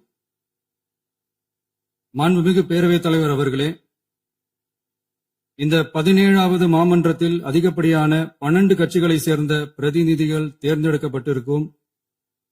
நாம கொள்கை ரீதியாகவும் நிலைப்பாடு ரீதியாகவும் வேறுபட்டு இருந்தாலும் மக்கள் பணி செய்வதுதான் நம்ம எல்லாருக்கும் பிரைமரியா இருக்கிற ஒரே எய்ம். அந்த வகையில தான் நம்ம எல்லாருமே நம்ம மக்களால் அங்கீகரிக்கப்பட்டு சட்டமன்றத்திற்கு வந்திருக்கிறோம். அதனால நாம கருத்தால் வேறுபட்டாலும் மக்கள் சேவை என்ற நோக்கத்துல நம்ம மாநிலம் சார்ந்த விஷயங்கள்ல நாம எல்லாரும் ஒன்றிணைந்து பயணிச்சா நம்ம தமிழ்நாடு என்னைக்கும் எதிலையும் முதன்மை மாநிலமாக திகழும். ஆளுநர் உரைக்கு நன்றி தெரிவிக்கும் தீர்மானத்தில் பேசின மாண்புமிகு உறுப்பினர்களுக்கு நன்றி.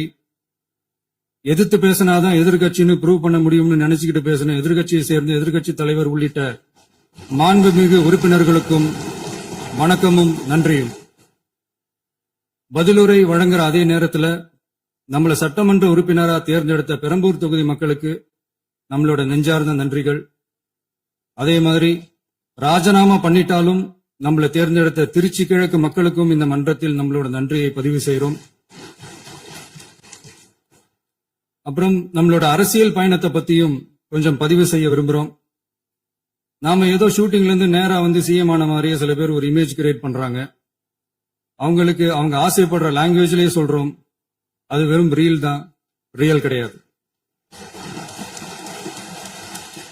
ஒரு சாதாரண நடிகனாத்தான் நம்ம கெரியர் தொடங்குச்சு.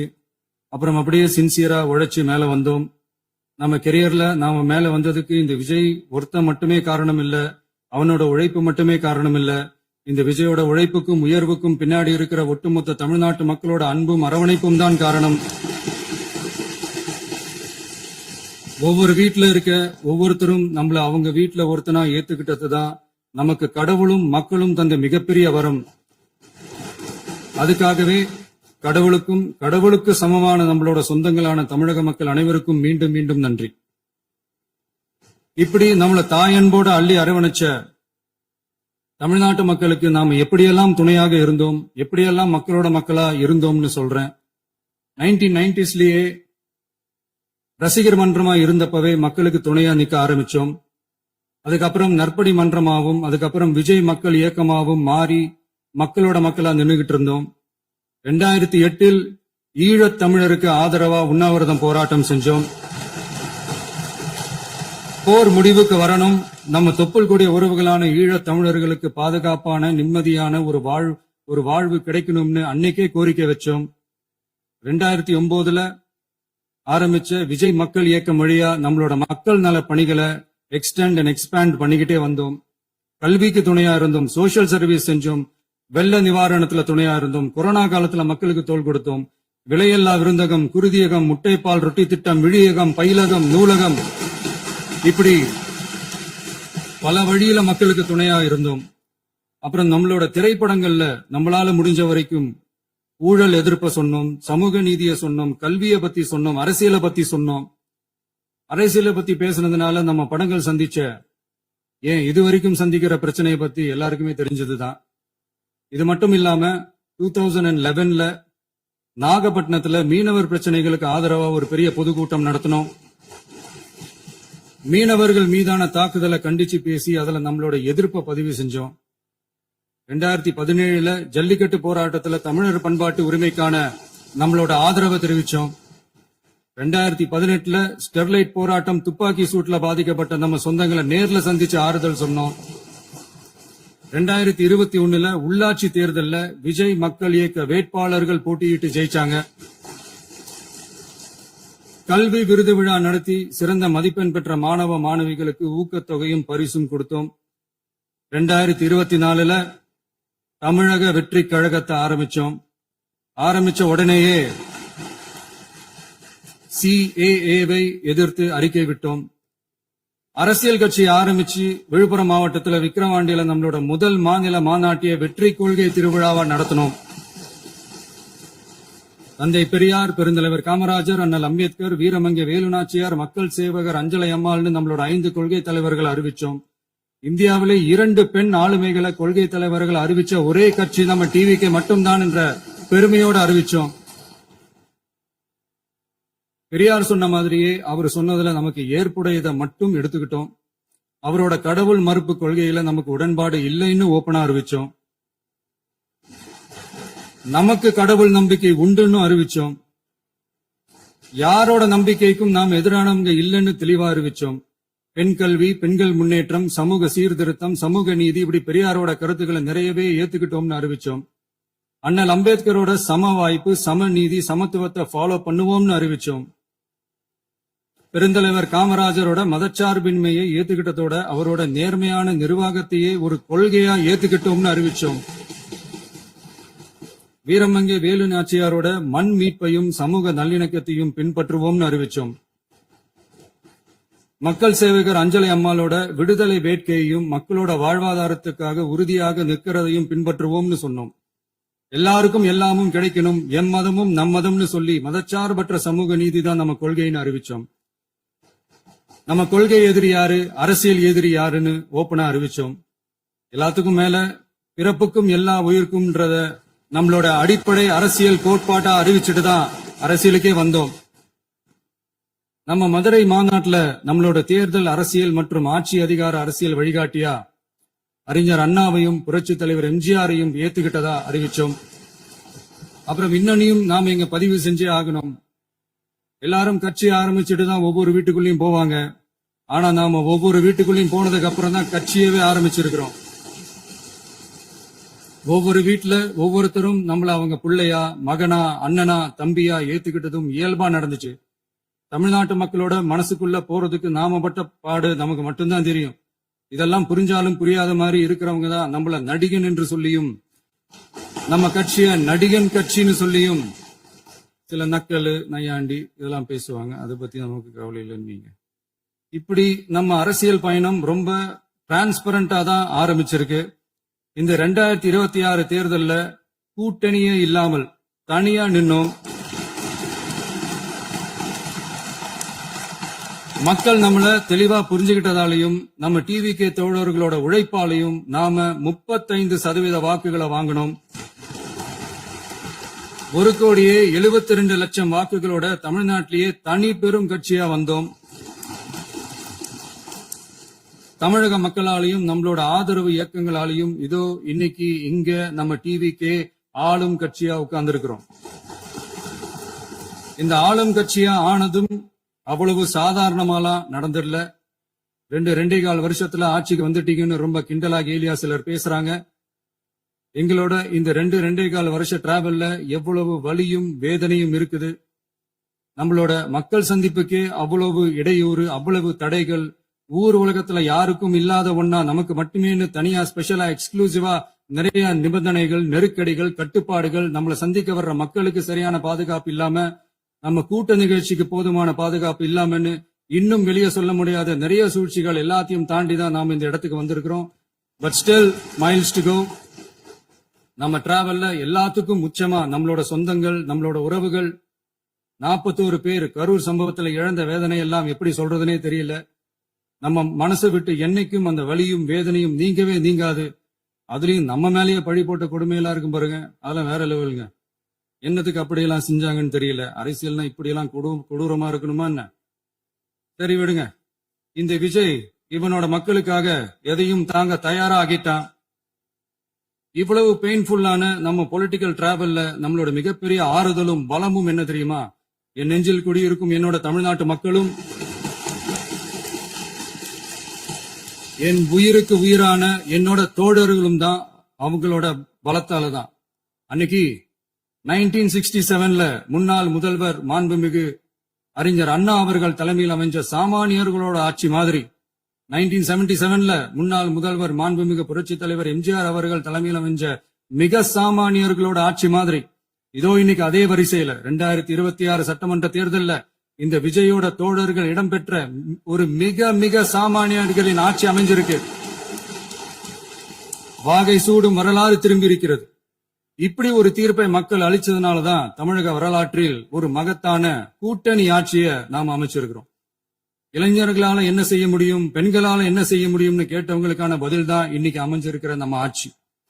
ஒரே ஒரு குடும்பம் மட்டும் முக்கியம்னு சொல்றது நம்மளோட ஆட்சி அதிகார அரசியல் இல்ல. தமிழ்நாட்டில் இருக்கிற ஒவ்வொரு குடும்பமும் முக்கியம்னு சொல்றதுதான் நம்ம அரசியல். நம்மளோட ஆட்சி அதிகாரம் அதான் நம்மளோட மனசாட்சி உள்ள மக்களாட்சி. இந்த 2026 தேர்தல்ல யாராலும் உடைக்கவே முடியாதுன்னு சொன்ன மதத்தை உடைச்சோம், சாதியை உடைச்சோம், முக்கியமா காசு கொடுத்து ஓட்டு வாங்குற ஒரு நச்சு கலாச்சாரத்தையே சுக்கு நூறா தூள் தூளா உடைச்சிருந்தோம். நாம கிளீன் கவர்னன்ஸ் அண்ட் குட் கவர்னன்ஸ்ல உறுதியா இருக்கிறோம். இப்ப மட்டும் இல்ல, எப்பவுமே இப்படிதான் இருப்போம். இதுல 100% இது உண்மைன்றதுனாலதான் பாரம்பரியமான தினத்தந்தி பத்திரிகை ஊழலின் ஊற்றுக்கண் அடைக்கப்படுகிறதுன்னு 16/6/2026 அன்னைக்கு ஒரு தலையங்கமே எழுதியிருக்கு. ஒரு தவறு செய்தால் அது தெரிந்து செய்தால் அவன் தேவன் என்றாலும் விடமாட்டேன் என்று எம்ஜிஆர் அன்று பாடினார்.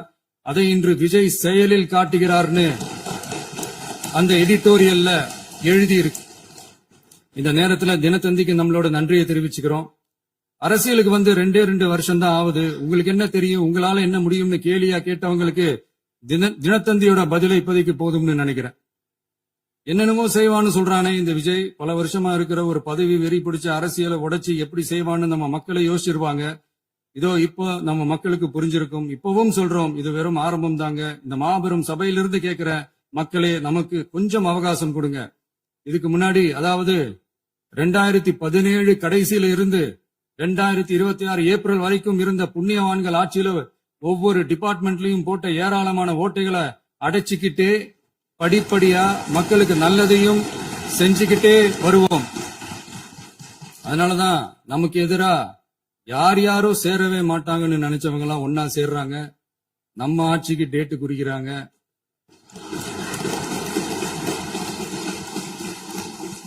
சரி, அவங்கள நம்ம மக்களே பார்த்துப்பாங்க, அது விடுங்க. நாம ஆட்சிக்கு வந்து சரியா 40 நாள் ஆகுது. அதுக்குள்ள என்ன செஞ்சீங்கன்னு கேக்குறாங்க. ஒரு லிஸ்ட் ஒண்ணு சொல்றேன் கேளுங்க. பெண்கள் பாதுகாப்புக்காக சிங்கப்பெண் சிறப்பு படை, 200 யூனிட் வரை கட்டணமில்லா மின்சாரம், போதைப் பொருள் ஒழிப்புக்காக தனிப்படை, குறுவை நெல் சாகுபடியை ஊக்குவிப்பதற்காக 134.83 கோடி சிறப்பு தொகுப்பு திட்டம், வழிபாட்டு தலம், ஸ்கூல், பஸ் ஸ்டாண்ட், அதுக்கு பக்கத்துல இருக்கிற 717 மதுபான கடைகள் மூடப்பட்டன. அங்க வேலையில் இருந்தவர்களுக்கு வேறு கடைகளில் வேலை, கவனிக்கப்படாமல் விடப்பட்ட அம்மா உணவகங்கள் புதுப்பிக்கப்பட்டன. பத்திரப்பதிவு துறையில் பகல் கொள்ளைக்கு புல் ஸ்டாப் வைக்கப்பட்டுள்ளது. வருகையில்லா ஆவண பதிவு முறை கொண்டுவர உத்தேசிக்கப்பட்ட செயல்பாட்டில் உள்ளது. அரசு மற்றும் தனியார் மருத்துவமனையில் ஸ்கேன் மையங்களில் கருவுறுவதற்கு முன் மற்றும் பின் ஏற்படும் தவறுகளை கண்காணிக்கவும், மருத்துவ நிறுவனம் முறைப்படுத்தும் சட்ட விதிகள் பின்பற்றப்படுகிறதா என கண்காணிக்கவும், மருத்துவ மற்றும் ஊரக பணிகள் இயக்கத்தின் பயன்பாட்டிற்காக 40 புதிய வாகனங்கள் வழங்கப்பட்டுள்ளது. கூட்டுறவு வங்கியின் ஏழை எளிய மக்கள் வாங்கிய கடனுக்கு முதல் முத்தாய்ப்பாக ரூபாய் 2045 கோடி தள்ளுபடி வழங்கி ஆணையிடப்பட்டுள்ளது. ஒன்றிய அரசிடம் கேட்டுக்கொண்டதற்கிணங்க கடந்த 2 வருடமாக நிறுத்தி வைக்கப்பட்ட இருந்த ஜல் ஜீவன் மிஷன் திட்டம் புதுப்பிக்கப்பட்டு ஜல் ஜீவன் மிஷன் திட்டம் 2.0 நடைமுறைக்கு கொண்டு வரப்பட்டுள்ளது. 18,500 கோடி அளவில் உறுதியளிக்கப்பட்ட காஞ்சிபுரம் மாவட்டத்தில் மைய விரிவாக்க திட்டம், கோயம்புத்தூரில் மின்னணு பொருட்கள் மற்றும் மின்னணு அமைப்புகள் உற்பத்தி திட்டம் மற்றும் திருவள்ளூர் மாவட்டத்தில் காட்டுப்பள்ளி LNT கப்பல் கட்டும் தளம் விரிவாக்க திட்டத்திற்கு ஒப்பந்தங்கள் போடப்பட்டுள்ளன. அனைத்து நிர்வாக நடவடிக்கைகளும் மின்னணு முறையில் மாற்றம் கொண்டுவர நடவடிக்கை எடுக்கப்பட்டு வருகிறது. சட்டவிரோத கல்குவாரி மற்றும் அனுமதியின்றி கனிமங்களை எடுத்துச் செல்வது தடுக்கப்பட்டுள்ளது. பல்வேறு குவாரிகள் சீல் வைக்கப்பட்டுள்ளன. கனிமங்களை கண்காணிப்பது, எல்லைகளை நிர்ணயிப்பது மற்றும் ஆளில்லா விமானம் மூலம் அளவீடு செய்வது போன்றவற்றை செயல்படுத்துவதற்கான பணிகள் மேற்கொள்ளப்பட்டு வருகின்றன. அனைத்து துறைகளிலும் அலுவலர் தலையீடு இல்லாமல் லஞ்ச லாவண்யமற்ற தமிழகத்தை உருவாக்க அனைத்து நடவடிக்கைகளும் முடுக்கிவிடப்பட்டுள்ளது. இதெல்லாம் சாம்பிள் தான், இன்னும் இருக்கு. இந்த வெறும் 40 நாளுக்குள்ளேயே இவ்வளவு செஞ்சிருக்கோம்னா இனி வர்ற நாட்கள்ல கொஞ்சம் கொஞ்சமா படிப்படியா ஸ்டெடியா உழைச்சு லஞ்ச லாவண்யம் இல்லாத, ஊழல் இல்லாத, பெண்களுக்கு பாதுகாப்பான, சுதந்திரமான, டிரான்ஸ்பரண்டான தமிழ்நாட்டை நம்ம சொந்தங்களான தமிழக மக்களுக்கு தர்றதுதான் நம்மளோட ஒன் அண்ட் ஒன்லி டார்கெட். கண்டிப்பா அதை நிறைவேற்றியே காட்டுவோம். 8 கோடி மக்கள் நம்மளோட இருக்கிறப்போ ஏங்க அதை செய்ய முடியாது? மாண்புமிகு பேரவைத் தலைவர் அவர்களே, தமிழ்நாட்டின் கருவூலம் எப்படி திசை மாறி உருமாறி தேய்ந்து ஓய்ந்து கிடக்கிறதுன்னு சொன்னாங்க. திசை மாறி உருமாறி தேய்ந்து ஓய்ந்துன்னு வசனம் மாதிரி ரைமிங்கா இல்லாம வளமான இலக்கியமா இதே சபையில பேசினவங்களோட திறமையான ஆட்சியில நடந்த நிதி மேலாண்மையை பத்தி வெள்ளை அறிக்கையா வெளியிட்டோம். வெள்ளை அறிக்கை வந்ததுல இருந்தே கண்ணை கட்டுதுங்க. அந்த காலத்துலதான் பிள்ளையோ பிள்ளை தொல்லையோ தொல்லைன்னு சொன்னாங்க. அதே மாதிரிதாங்க அவங்க ஆட்சியாலையும் அவங்களாலையும் இன்னைக்கு தமிழ்நாட்டுக்கே தொல்லையோ தொல்லை. இப்படி ஒரு நிலைமையை உண்டாக்கி வச்சுட்டு இவங்க சொல்றாங்க நமக்கு ஆட்சி செய்ய தெரியாதுன்னு. நம்ம அமைச்சர்களுக்கும் நம்ம சட்டமன்ற உறுப்பினர்களுக்கும் ஒன்னும் தெரியாதுன்னு. ஆமாங்க, எங்களுக்கு தெரியாதுதான். எங்க சட்டமன்ற உறுப்பினர்களுக்கும் அமைச்சர்களுக்கும் மக்கள் பணி செய்ய தெரிஞ்ச அளவுக்கு மக்கள் பணத்தை சுருட்ட தெரியாதுதான்.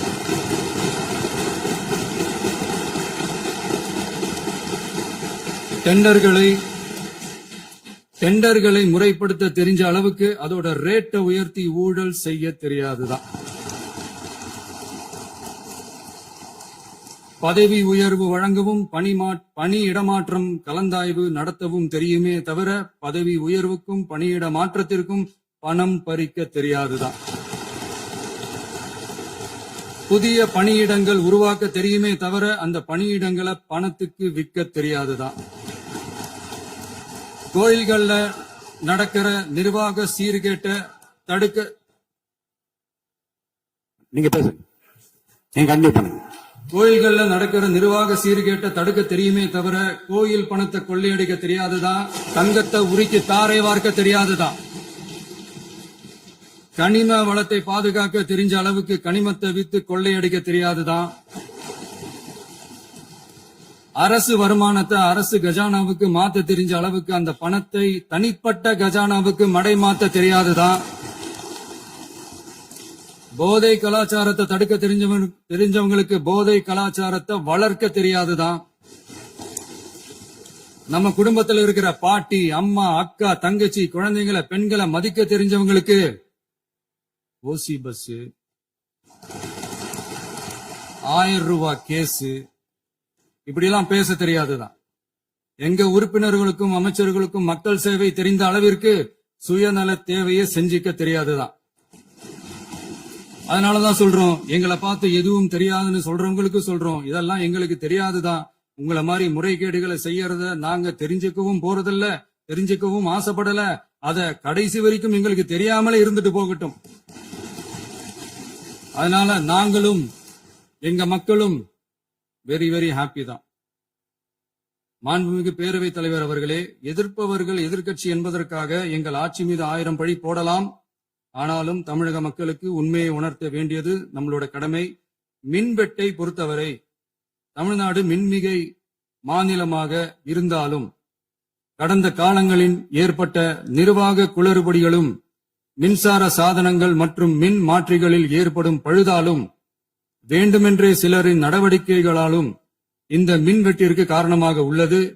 மின் விநியோக மீட்பு நடவடிக்கைகளை ஒருங்கிணைப்பதற்காக எதிர்பாராமல் இரவு நேரங்களில் ஏற்படும் மின் தடங்களை விரைந்து சரி செய்வதில் 10 உயர்மட்ட கண்காணிப்பு குழுக்கள் மற்றும் 125 சிறப்பு மின் தடை நீக்க ரோந்து வாகனங்கள் வழங்கப்பட்டு 24 மணி நேரமும் கண்காணிக்கப்படுகிறது. கூடுதலாக தற்போது 77 புதிய மின் தடை நீக்க மையங்களும் உருவாக்கப்பட்டுள்ளன. விரைவில் இந்த மின்வெட்டு நிலைமை அறவே நீக்கப்படும். மாண்புமிகு பேரவைத் தலைவர் அவர்களே, நம்ம விவசாயிகள் எல்லாரும் நம்மள நல்லா புரிஞ்சுக்கிட்டு தமிழக வெற்றி கழகத்தை ஏத்துக்கிட்டாலும் எதிர்க்கட்சிகளோட தூண்டுதலால சில இடங்கள்ல சில போராட்டங்கள் நடக்குது. எதிர்க்கட்சிகள் என்னதான் சித்து வேலை செஞ்சாலும் விவசாய பெருமக்கள் எல்லாரும் நம்ம ஆட்சி அவங்களுக்கான ஆட்சிதான் நல்லா புரிஞ்சுதான் வச்சிருக்கிறாங்க. இந்த வருஷம் எல்னினோ விளைவா எப்பவும் இருக்கிறத விட இந்த டைம் மழை குறையுங்கிறதையும் நம்ம விவசாயிகள் உணர்ந்துதான் இருப்பாங்க. இருந்தாலும் நம்ம அரசு நம்ம விவசாயிகளோட வாழ்வாதாரத்துக்காக பக்கபலமாகவும் உறுதியாகவும் துணை நிற்கும்ங்கிறத தெரிவிச்சுக்கிறோம். நம்ம தமிழகத்தில் ஏற்கனவே நடந்த அதி அற்புதமான சூப்பரான நிர்வாக திறன் கொண்ட 50 வருஷ அரசியல் அனுபவம் கொண்ட 2.0, 3.0, 4.0 பல 0 மாடல் ஆட்சி நடத்த கனவு கண்டவங்களோட அட்டகாசமான ஆட்சிக்காரங்க பல்வேறு விதமான நிதி நெருக்கடியை நம்ம மக்களுக்கும் நமக்கும் பரிசா கொடுத்துட்டு போய் இருந்தாலும் கூட்டுறவு வங்கிகளின் மூலம் 75,000 வரை பயிர்கடன் பெற்று குறு சிறு இதர பெரு விவசாயிகளுக்கு 100% முழுமையான பயிர்கடன் தள்ளுபடியும் 75,000ற்கு மேல் கடன் பெற்றவர்களுக்கு குறைந்தபட்சமாக 35,000 பண பயன் கிடைக்கும் அளவிற்கு மொத்தம் 14,43,504 விவசாயிகளுக்கு ரூபாய் 5,932.23 கோடி பயிர்கடன் தள்ளுபடி வழங்கப்பட்டுள்ளது. மாண்புமிகு பேரவைத் தலைவர் அவர்களே, நாம ஒன்றியத்தில் கூட்டுறவு கூட்டாட்சி, மாநிலத்தில் சுயாட்சி என்ற கொள்கையை கொண்டவங்க தான் ஏற்கனவே அறிவிச்சிருக்கிறோம். தற்போதைய ஒன்றிய அரசு சார்ந்த கட்சியுடன் அரசியலில் கொள்கை அளவில் நேர் எதிராக நிக்கிறவங்க தான் நாம. அதே சமயத்தில் எதுக்கெடுத்தாலும் கண்ணை மூடிக்கிட்டு ஒன்றிய அரசோட மோதல் போக்கை விரும்புறவங்க நாம இல்ல. நமக்கு எப்பவுமே தமிழகத்தின் வளர்ச்சி மட்டும்தான் முக்கியம். அதுக்காக நம்மளோட அரசியல் ரீதியான கொள்கைகளையோ மாநில உரிமைகளையோ கொஞ்சம் கூட விட்டு கொடுக்கவே மாட்டோம். அதுல ரொம்ப தெளிவாகவும் உறுதியாகவும் இருக்கிறோம். இனியும் இப்படித்தான் இருப்போம். அதுல ஒருபோதும் மாற்றமே இருக்காது. அதனால இதுல யாரு திசை திருப்ப வேலையில் ஈடுபட்டாலும் அவங்க எல்லாரும் மக்கள் மத்தியில் தோற்பது உறுதி. எனவே நம்ம மக்களுக்கோ சிறுபான்மை சகோதரர்களுக்கோ நம்ம ஆதரவு இயக்கங்களுக்கோ எந்தவித சந்தேகமும் வேண்டாம். நாம் யாரோட டீமும் இல்ல. நாம எப்பவுமே பியூரான பீப்புள்ஸ் டீம். இன்னும் சொல்ல போனா நாம secular team, social justice team. மாண்புமிகு பேரவைத் தலைவர் அவர்களே, அரசு விழாக்கள், கல்வி நிறுவனங்கள் மற்றும் பல அதிகாரப்பூர்வ நிகழ்ச்சிகளோட தொடக்கத்துல நம்ம தமிழ்தாய் வாழ்த்த பாடுறதுதான் வழக்கமா இருக்கு.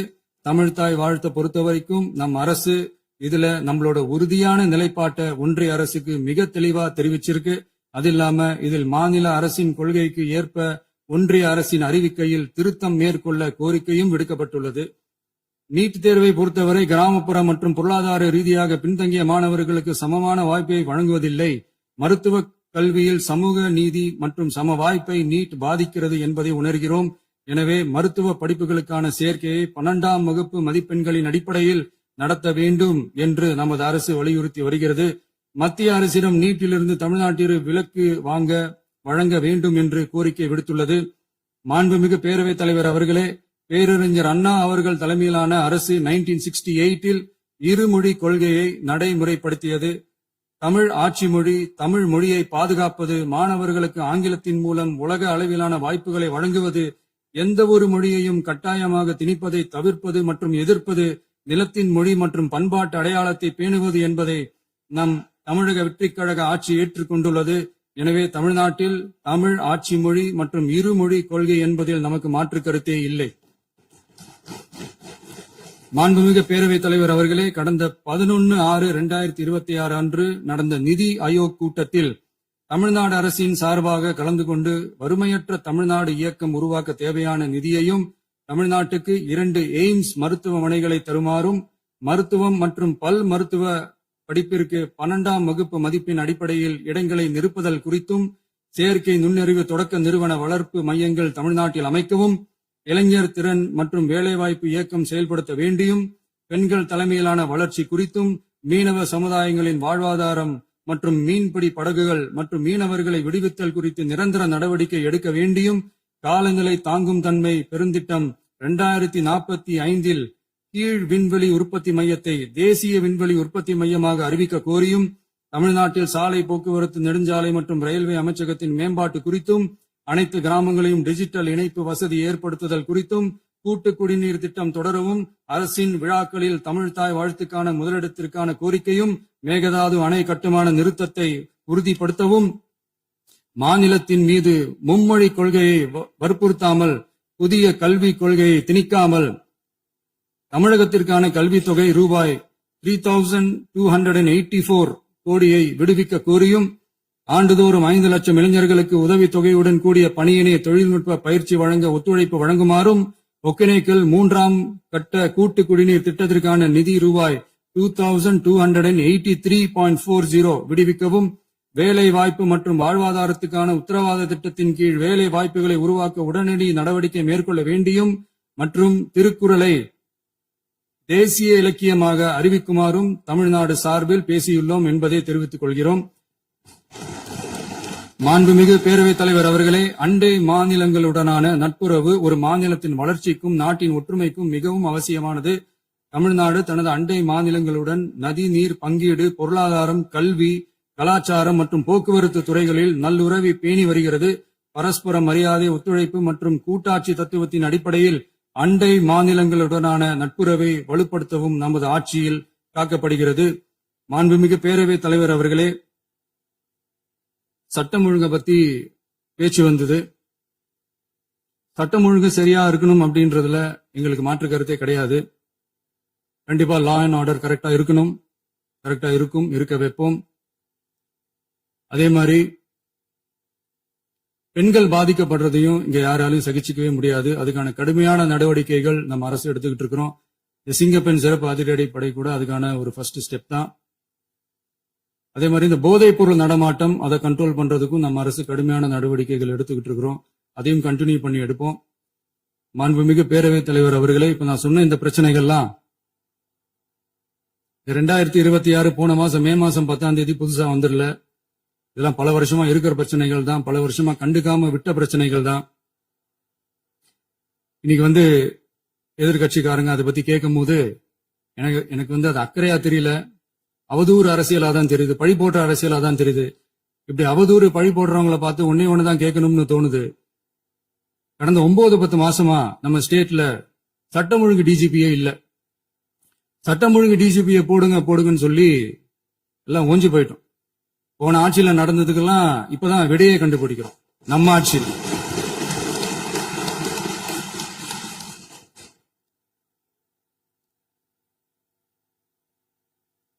இந்த போதைப் பொருள் நடமாட்டம் எல்லாம் தாறுமாற அப்படியே பரவி கொட்டி கிடக்குது. இதெல்லாம் இனிஷியல் ஸ்டேஜ்லயே யார் கண்ட்ரோல் பண்ணிருக்கணும்? போலீஸ் டிபார்ட்மெண்ட் அப்ப யார் கையில இருந்தது? இத்தனை கேள்வி நம்மளை பார்த்து கேட்கறாங்களே, ஒரே ஒரு கேள்விதான் நான் கேட்கணும்னு தோணுது. போலீஸ் டிபார்ட்மெண்ட்டை கையில வச்சுக்கிட்டு பிகினிங்லயே இனிஷியல் ஸ்டேஜ்லயே இந்த போதைப் பொருள் நடமாட்டத்தை ஏன் கண்ட்ரோல் பண்ணல? மனசாட்சி உள்ளவங்க இந்த பிரச்சனையெல்லாம் ஏன் நடக்குதுன்றது அவங்களுக்கே நல்லா தெரியும். இன்னைக்கு வந்து சட்டம் ஒழுங்கை பத்தி கேள்வி கேட்க கூடாதா அப்படின்னா தாராளமா கேட்கலாம். இது ஜனநாயக அரசு, மன்னராட்சி எல்லாம் கிடையாது, மனசாட்சி உள்ள மக்களாட்சி. அதனால கேள்வி கேட்கலாம், எல்லாருக்கும் எல்லா உரிமையும் உண்டு. விமர்சனம் செய்யலாம், எல்லாருக்கும் எல்லா உரிமையும் உண்டு. ஆனா நம்ம ஆட்சியில என்ன நடவடிக்கைகள் எடுத்திருக்கோன்றது தெரிஞ்சுக்கிட்டு அதுக்கு ஏத்த மாதிரி ஒரு நடுநிலையா பேசுனீங்கன்னா கொஞ்சம் நல்லா இருக்கும். சட்டம் ஒழுங்கை பத்தி யாருக்கு என்ன யோசனை இருந்தாலும், மக்கள் நலனுக்காக யாருக்கு என்ன யோசனை இருந்தாலும் அது தாராளமாக சொல்லலாம். நம்ம அரசு அது காது கொடுத்து கேட்கும். ஆனா நம்ம அரசினுடைய நிர்வாகத்திறன் அதை பத்தி பேசுறவங்களுக்கு ஊரடிச்சு உலையில போட்டு ஊழல் மேல ஊழலா செஞ்சுக்கிட்டு அதுல இருந்து தப்பிக்கிறதுக்கு பேர் தான் நிர்வாகத்திறன் அப்படின்னு சொன்னா, அப்படிப்பட்ட ஒரு ஊழல் செய்யற நிர்வாகத்திறனை நம்ம அரசு ஒரு நாளும் செய்யாது. பொட்டி பெட்டியா பணத்தை வச்சுக்கிட்டு, பெட்டியை வச்சு எல்லாம் செஞ்சுக்கிட்டு, போதைப் பொருள் பாதுகாவல் கழக மாடல் அரசாங்கம் செஞ்ச ஒவ்வொரு ஊழலா வெளியில வந்துகிட்டு இருக்கு. டாஸ்மாக்ல அது என்னப்பா அது பேரு, பார்ட்டி ஃபண்ட் கட்சி நிதி அப்படின்ற பேர்ல அடிச்ச கொள்ளையெல்லாம் ஒண்ணு ஒன்னா இப்போ கவர்மெண்டோட கஜானாவுக்குள்ள கொண்டு சேர்த்துக்கிட்டே இருக்கிறோம்.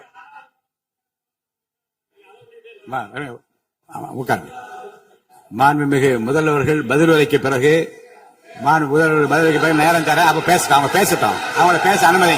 உட்காருங்க உட்காருங்க.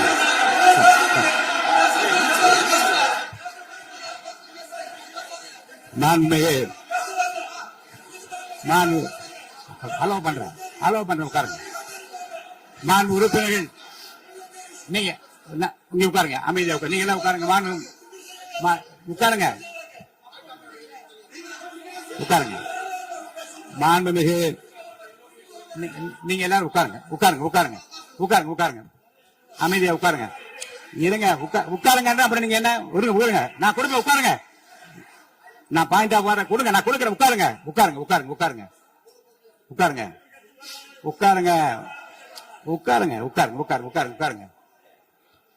மாண்புமிகு முதல்வர் அவர்கள் கோர்வையாக நிதானமாக சொல்லிக்கொண்டே இருக்கிறார். நீங்க குறிப்பெடுத்து வைத்துக் கொள்ளுங்கள். பேசி முடித்தவுடன் நான் உங்களுக்கு அவகாசம் தருகிறேன். நீங்க ஒண்ணு சொல்லுங்க, என்ன என்று நீங்க சொல்லுங்க. சொல்லுகிற வாய்ப்பை நான் உங்களுக்கு தருகிறேன். இப்போது மாண்புமிகு முதலமைச்சர் உங்கள் உரையை தொடரலாம்.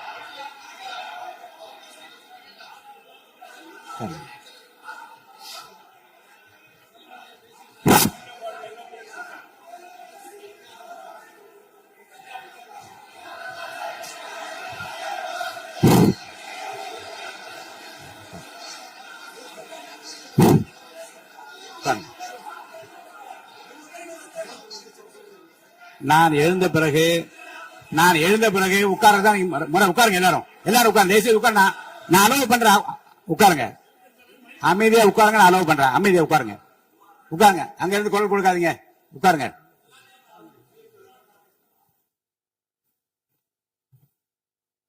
இனிமையான இந்த விவாதத்தில் இதுவரை குறுக்கீடுகள் இல்லாமல்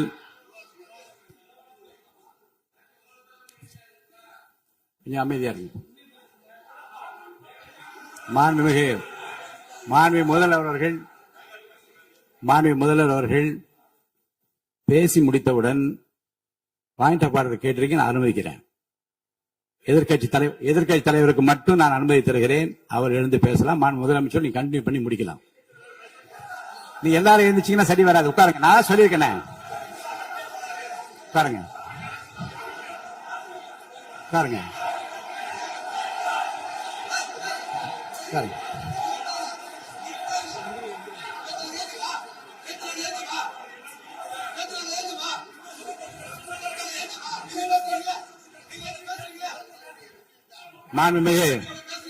மாண்பு உறுப்பினர் அமைதி காக்க வேண்டும். நேற்று எதிர்க்கட்சி தலைவர் பேசுகிற போதும் அவர் பேசுகிற எல்லாவற்றுக்கும் நான் அனுமதி அளித்தேன்.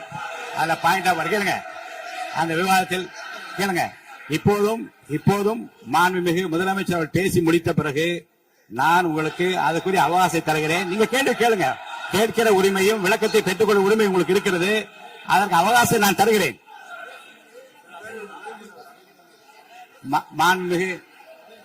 மாண்புமிகு உறுப்பினர் அமருங்க. நான் என் தீர்ப்பை சொல்லுகிறேன். மாண்புமிகு முதலமைச்சர் அவர்கள் பேசி முடித்தவுடன் எதிர்க்கட்சி தலைவருக்கு அந்த வாய்ப்பை நான் தருகிறேன். நிச்சயமா அந்த கேள்வி கேட்கலாம். உட்காருங்க எல்லாரும். முன்னவர் பேசுங்க. மாண்பு பேரவைத் தலைவர் அவர்களே, இன்று இவர்கள் முயற்சி செய்வது அவர் ஆளுங்கட்சியாக இருக்கின்ற போது இருங்க நான் சொல்லிடுறேன் பிளீஸ். ஒரே நிமிஷம் நான் சொல்லிடுறேன் பிளீஸ். ஆளும் கட்சியாக இருக்கின்ற போது நீங்கள் சொன்ன ஒரே வார்த்தை, நாங்கள் பேசி முடித்ததற்கு பிறகு குறிப்பிடுத்துவிட்டு நீங்கள் எந்த கேள்வி வேண்டுமானாலும் கேட்கலாம் என்று ஒரு முறையை நீங்கள் பின்பற்றினீர்கள். அதே முறையை இப்போது பின்பற்ற வேண்டும் என்று கேட்டுக்கொள்கிறேன். மாண்புமிகு பள்ளிக்கல்வித்துறை அமைச்சர், பள்ளிக்கல்வித்துறை அமைச்சர். மாண்புமிகு பேரவைத் தலைவர் அவர்களே, நேற்றைய தினம் கூட எதிர்க்கட்சி தலைவர் சொன்னதை முழுமையாக கேட்டு இறுதியில் ஒரு வாய்ப்பு தந்தீங்க. அதுவும் இல்லாம இந்த நேரத்தில் நேரலையில் நீங்களும் பாக்குறீங்க.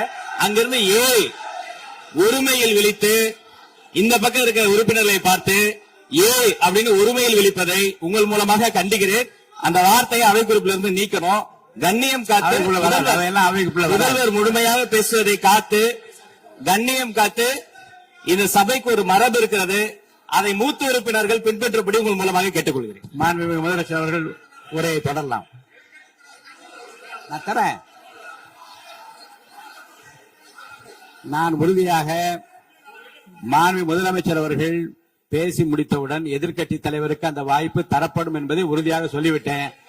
இடையிலே குறுக்கீடு செய்யாமல் அந்த பேச்சு முழுமையாக பேசி முடிக்க நீங்கள் அனுமதி வழங்க வேண்டும் என்று கேட்டுக்கொள்ள. அமைதியா உட்காருங்க. அவங்க பேசி முடிக்கட்டும், நீங்க கேளுங்க. நான் என்ன சொல்றேன், கேட்கிற உரிமையும் விளக்கத்தை கேட்டு பெறும் உரிமை உங்களுக்கு இருக்கிறது. ஆனா இடையிலே குறுக்கீடு செய்யாமல் அது முடிக்கும்படி நான் கேட்டுக்கொள்கிறேன். மாண்புமிகு முதலமைச்சர் அவர்கள் தொடர்ந்து நீங்க பேசலாம்.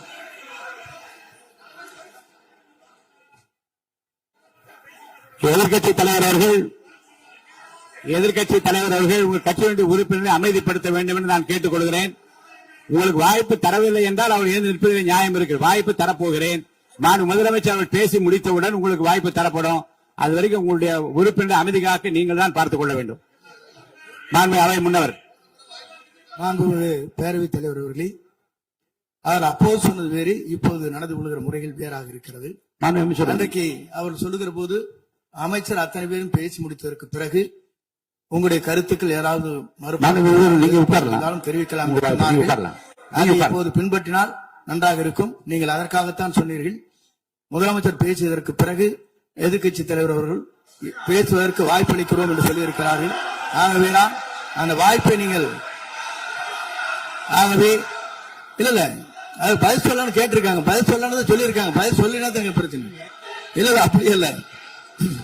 ஆகவே இல்ல நேற்றைய தினம் நீங்கள் அப்படி பேசிக் கொண்டது ஆறாவது இல்ல. நேற்றைய தினம் நீங்கள் பேசுகிற போது ஆறாவது குறுக்கிட்டார்களா?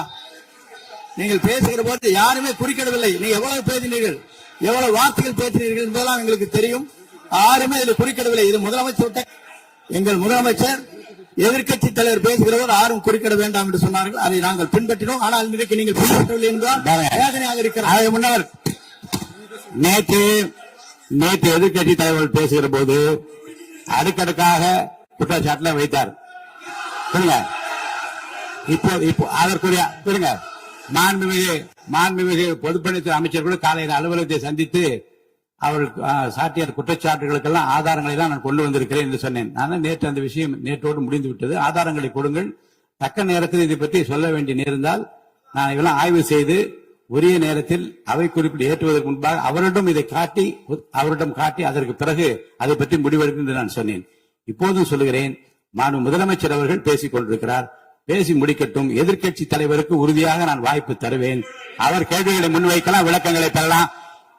இப்போதைக்கு பேரவைத் தலைவர் என்ற முறையில் என்னுடைய முடிவு இதுதான். அவையில் இருக்கக்கூடிய உறுப்பினர்கள் அமரும்படி நான் கேட்டுக்கொள்கிறேன். நான் முதலமைச்சர் அவர்கள் பேச வேண்டிய போ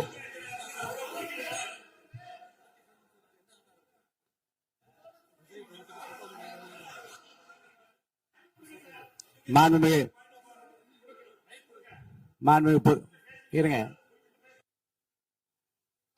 அதை முன்னவர் பேரவைத் தலைவர் அவர்களே, நேற்றைய தினம் நீங்கள் முழுமையாக பேசினீர்கள். உங்கள் பேச்சுக்கள் எப்படி இருந்தது என்பதும் நாடறியும். இருந்தாலும் கூட நாங்கள் அமைதியாக இருந்தோம். இல்ல நீங்க இருங்க, ஒவ்வொரு வார்த்தைக்கு இருங்க. நீங்க மின்வெட்டையில நீங்க சொன்னீங்க, உங்களுடைய முன்னாள் அமைச்சர் ஆற்காடு வீராசாமி இருக்கிற போது மின்வெட்டால் தான் நாங்கள் ஆட்சியே மாறியது என்றெல்லாம் சொன்ன கதையெல்லாம் இருக்கு. அதெல்லாம் சொன்னோம். நாங்களே அமைதியா இருந்தோம். அதுக்கு அங்கே தயவு செய்து எதிர்கட்சி தலைவருக்கு வாய்ப்பளிக்கிறார்கள். அந்த வாய்ப்பை நீங்கள் முதலமைச்சர் பேசுவதற்கு பிறகு பேசினால் அழகாக இருக்கும். அவர் முன்னாள் பள்ளிக் கல்வித்துறை அமைச்சர் மாண்புமிகு பேரவைத் தலைவர் அவர்களே, அவர் ஒரே ஒரு வார்த்தையை தான் சொன்னார். பார்ட்டி ஃபண்ட் என்ற வார்த்தையை கேட்டு எதிர்க்கட்சி நண்பர்கள் கோபப்படுகிறார்கள். ஆனால் அதன் மீது உங்களுக்கு பாயிண்ட் ஆஃப் ஆர்டர் தருவதாகவும் நீங்கள் சட்டப்பேரவைத் தலைவர் சொல்கிறீர்கள். நேற்றைய தினம் இதே போல வெற்றி தலைவர் அவர்களினுடைய வழிகாட்டில் வளர்ந்த நாங்கள் சகிப்புத்தன்மையோடு அவர்கள் பல வார்த்தைகள் சொன்னார்கள். புதிதாக சோஃபா மாடல் என்றார்கள், குதிரை பேரம் என்றார்கள், எத்தனையோ வார்த்தைகள் சொன்ன போது சகிப்புத்தன்மையோடு அதை கேட்டு பொறுமையாக இருந்தோம். இவர்கள் குதிரை பேரம் எல்லாம் அவைக்குள் நீக்கப்பட்டு விட்டது. சரி, சோஃபா மாடல் என்று சொன்னார்கள். ஆதாரம் கேட்டு இப்படி எழுந்து நாங்கள் கொந்தளிக்காமல் ஒரு சட்டமன்றத்தில் ஒரு உறுப்பினர் எப்படி நடந்து கொள்ள வேண்டும் என்பதற்கு எடுத்துக்காட்டாக தமிழக வெற்றி கழகத்தின் என்ற உறுப்பினர்கள் நடந்து கொண்டார்கள். இப்போது மதிப்பிற்குரிய எதிர்க்கட்சி தலைவர் அவர்களே, உங்களூடாக நான் கேட்பது என்னவென்றால், அவர்களினுடைய கட்சி உறுப்பினர்களை அவர் அமைதிப்படுத்தி முதல்வர் அவர்கள் உரையை முழுமையாக கேட்டு சகிப்புத்தன்மைக்கு சட்டமன்றத்தில் இந்த பக்கம் மட்டுமல்ல அந்த பக்கமும் எடுத்துக்காட்டாக இருப்பதற்கு அவர் வழிவகை செய்ய வேண்டும் என்று உங்கள் மூலமாக கேட்டுக்கொள்கிறேன். நான் பொதுப்பணித்துறை அமைச்சர்.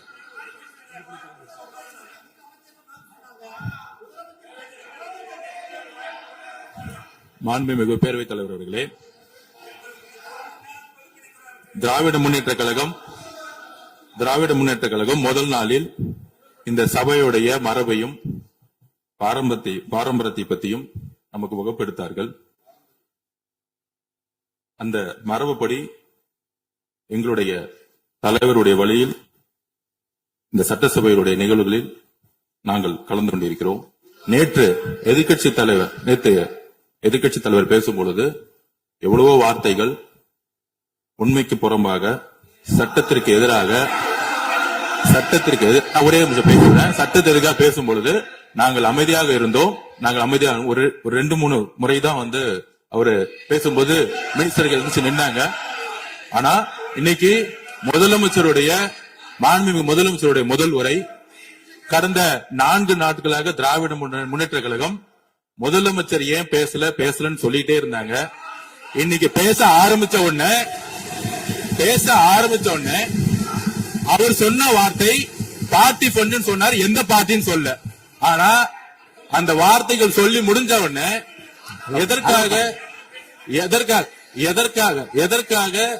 எதற்காக முதலமைச்சருடைய பேச்ச இவங்க குறுக்கிறாங்கன்னு தெரியல. நீங்கள் சொன்னதுபடி முதலமைச்சர் பேச வேண்டும். பேசிய பின்பு கருத்துகளுக்கு பதிலளிக்க அவர்கள் பதிலளிக்கும், நாங்களும் பதிலளிக்க தயாராக இருக்கிறது பதிவு பண்றோம். மாண்பு முதலமைச்சர் அவர்கள் இருங்க.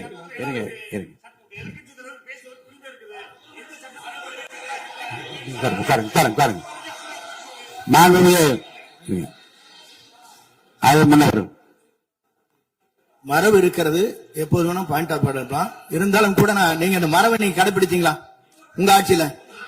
நீங்க முன்னவர் முன்பு எப்படி நடந்தால் என்பதை பற்றியோ முன்பு நடந்த நிகழ்வுகள் பற்றியோ நீங்கள் சொல்லி மீண்டும் இந்த அவையினுடைய மாண்பை குறைக்க வேண்டாம் என்று நான் கேட்டுக்கொள்ள வேண்டாம். இப்போது உள்ள பிரச்சனை, மாண்பு முதலமைச்சர் அவர்கள் தன்னுடைய பேச்சை உறுதி செய்து முடிக்க வேண்டும். அவர் முடித்த பிறகு எதிர்க்கட்சி தலைவருக்கு நான் நிச்சயமாக வாய்ப்பு தருவேன். அவர் கேள்வி கணக்குகளை தொடுக்கலாம், சந்தேகங்களை கேட்கலாம், விளக்கம் தருவதற்கு மாண்பு முதலமைச்சர் அவர்கள் தயாராக இருக்கின்றார்.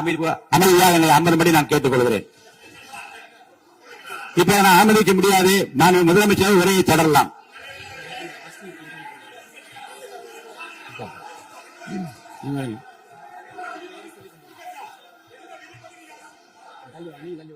மாண்பு உறுப்பினர் ஆசின் உங்க இடத்துல போய் உட்காருங்க. மாண்பு உறுப்பினர் ஆசின், நீங்க ஒரு மூத்த உறுப்பினர், சபை விதிகளை நன்கு தெரிந்த ஒரு உறுப்பினர், நீங்க போய் இடத்துல உட்காருங்க. முதல்ல மாண்புமிகு முதலமைச்சர் அவர்கள் உரையை தொடரலாம். இப்போது எந்த விதமான பாயிண்ட் ஆஃப் ஆர்டர்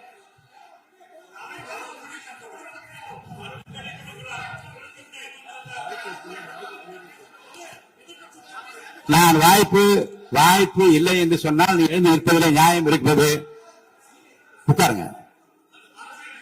வாய்ப்பு உறுதியாக எதிர்க்கட்சி தலைவருக்கு பாயிண்ட் ஆஃப் ஆர்டர் மட்டுமல்ல, உட்கார்ந்து அவர் பேசிய பேச்சுக்களை என்னென்ன இருங்க என்ன என்ன என்ன என்ன என்ன உங்களுக்கு சந்தேகம் இருக்கிறதோ வினாக்கள் இருக்கிறதோ அதை நீங்க கேட்கலாம்.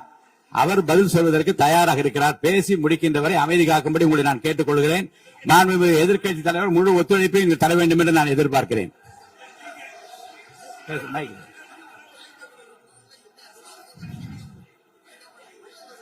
மைக் கொடுங்க. மாண்புமிகு எதிர்க்கட்சி தலைவர் பேரவைத் தலைவர் அவர்களே, நீங்க உட்காருங்க. நேற்று நான் பேசும்போது சில அமைச்சர்கள் குறுக்கிட்டு பேசினாங்க, அதற்கு நீங்க அனுமதி கொடுத்தீங்க. அது மாதிரி இன்னைக்கு முதலமைச்சர் பேசும்போது சில வார்த்தைகள், தவறான வார்த்தைகள் பேசுறாரு. அவர் பார்ட்டி ஃபண்ட் அப்படின்னு சொல்லியிருக்கிறாரு.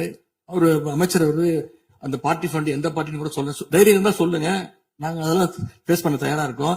எதையும் ஆதாரத்தோடு எதையும் பேசுங்க. நீங்க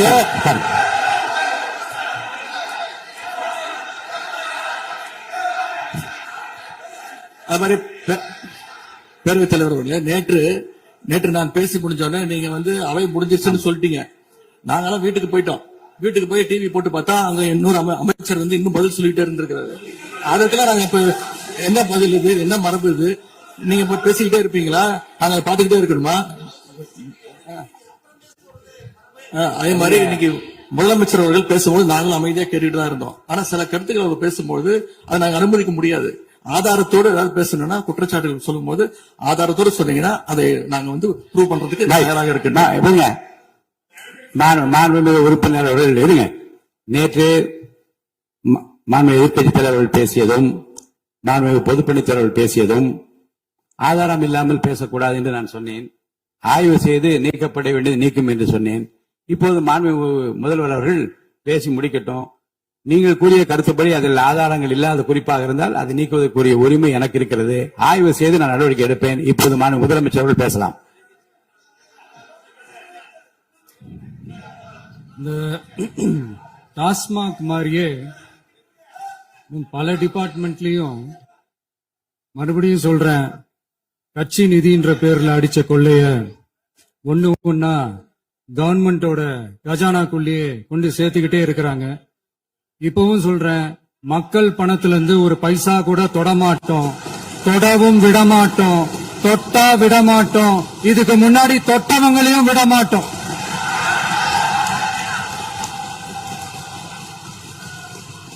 ஒவ்வொரு ஊழலா வெளியில வரும் போலயே ஒவ்வொரு வேஷமா கலைஞ்சிரும் போலயே இங்க இருக்கிற நிறைய பேரு நடுங்கி போய் இதுல நம்ம மேல அவதூறு வேற. இப்ப புதுசா ஒரு வெப்பன் ஒண்ணு கொண்டு வந்திருக்காங்க. அது என்ன தெரியுமா? அவங்க தயவால தான் நம்ம ஆட்சி நடக்குதாம். மக்கள் தயவால இந்த ஆட்சி நடந்துகிட்டு இருக்கு. மனசாட்சி உள்ள சக்திகளோட ஆதரவால இந்த ஆட்சி நடந்துகிட்டு இருக்கு. நாங்க தான் அனுப்பி வச்சோம் அப்படின்றாங்களே.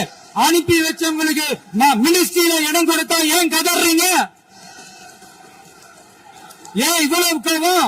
ஏன் இவ்வளவு கதறல்ஸ்? இதுல இன்னொரு முக்கியமான விஷயம், மார்க்சிஸ்ட் கம்யூனிஸ்ட் கட்சி நமக்கு ஆதரவு கொடுத்தது சுயேட்சையா எடுத்த முடிவுன்னு சொல்றாங்க. அதே மாதிரி இந்திய கம்யூனிஸ்ட் கட்சி நமக்கு ஆதரவு கொடுத்தது சுயேட்சையா எடுத்த முடிவுன்னு சொல்றாங்க. இதுல எங்க இருந்து நாங்க தான் அனுப்பி வச்சோம்னா புரியல. மக்களுக்கு நல்லா புரியும். எல்லாத்தையும் தெளிவா பார்த்துக்கிட்டு இருக்கிறாங்க.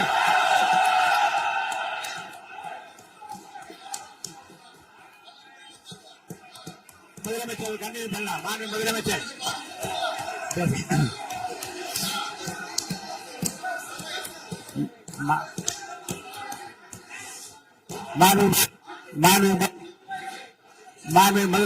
கண்டினியூ பண்ணலாம். நீ கண்டினியூ பண்ணலாம்.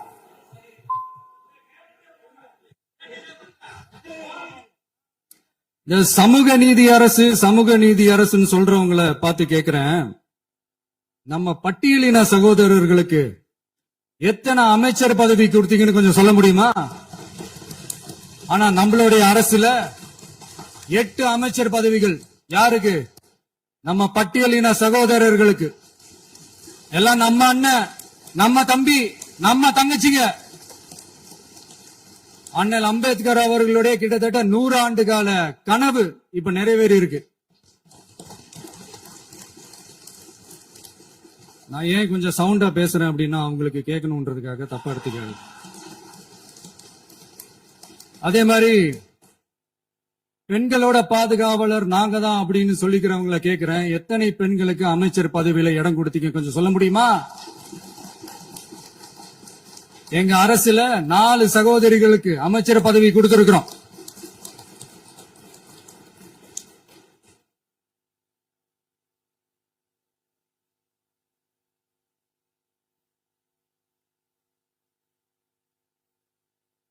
அதனால மக்களால் நிராகரிக்கப்பட்டு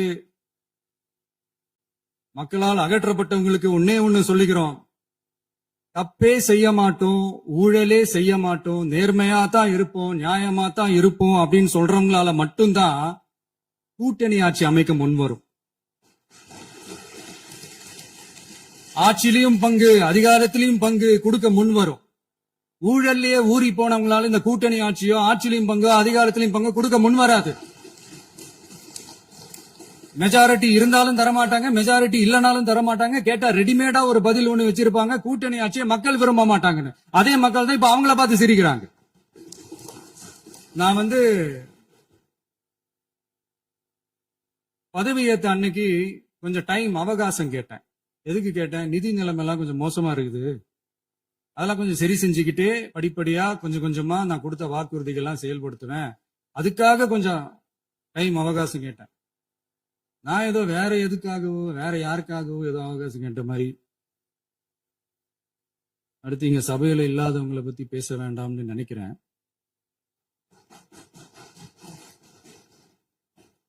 இங்க நம்மளை பத்தி அவதூறு பரப்புறதோட மட்டும் இல்லாம இப்ப நம்ம மக்கள் மேலேயும் அவதூறு பரப்ப ஆரம்பிச்சிட்டாங்க.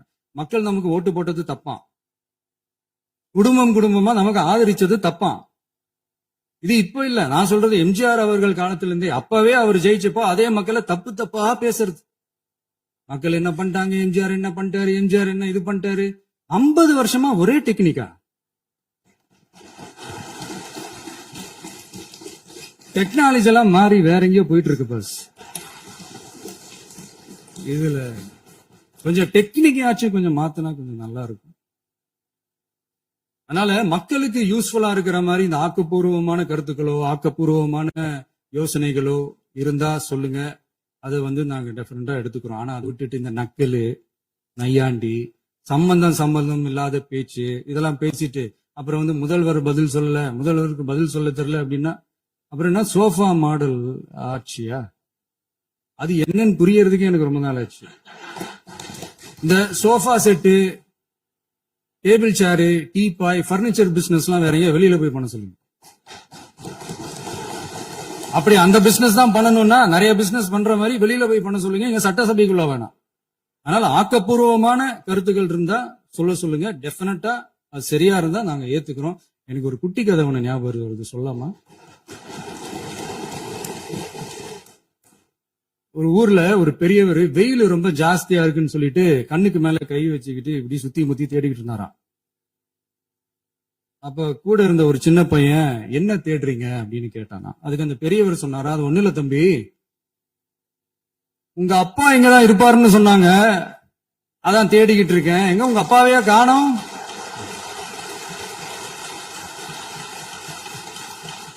இல்ல எங்களுக்கும் நக்கலா நையாண்டியா சம்பந்தம் இல்லாத குட்டி கதை இதெல்லாம் எங்களுக்கும் பேச தெரியும்.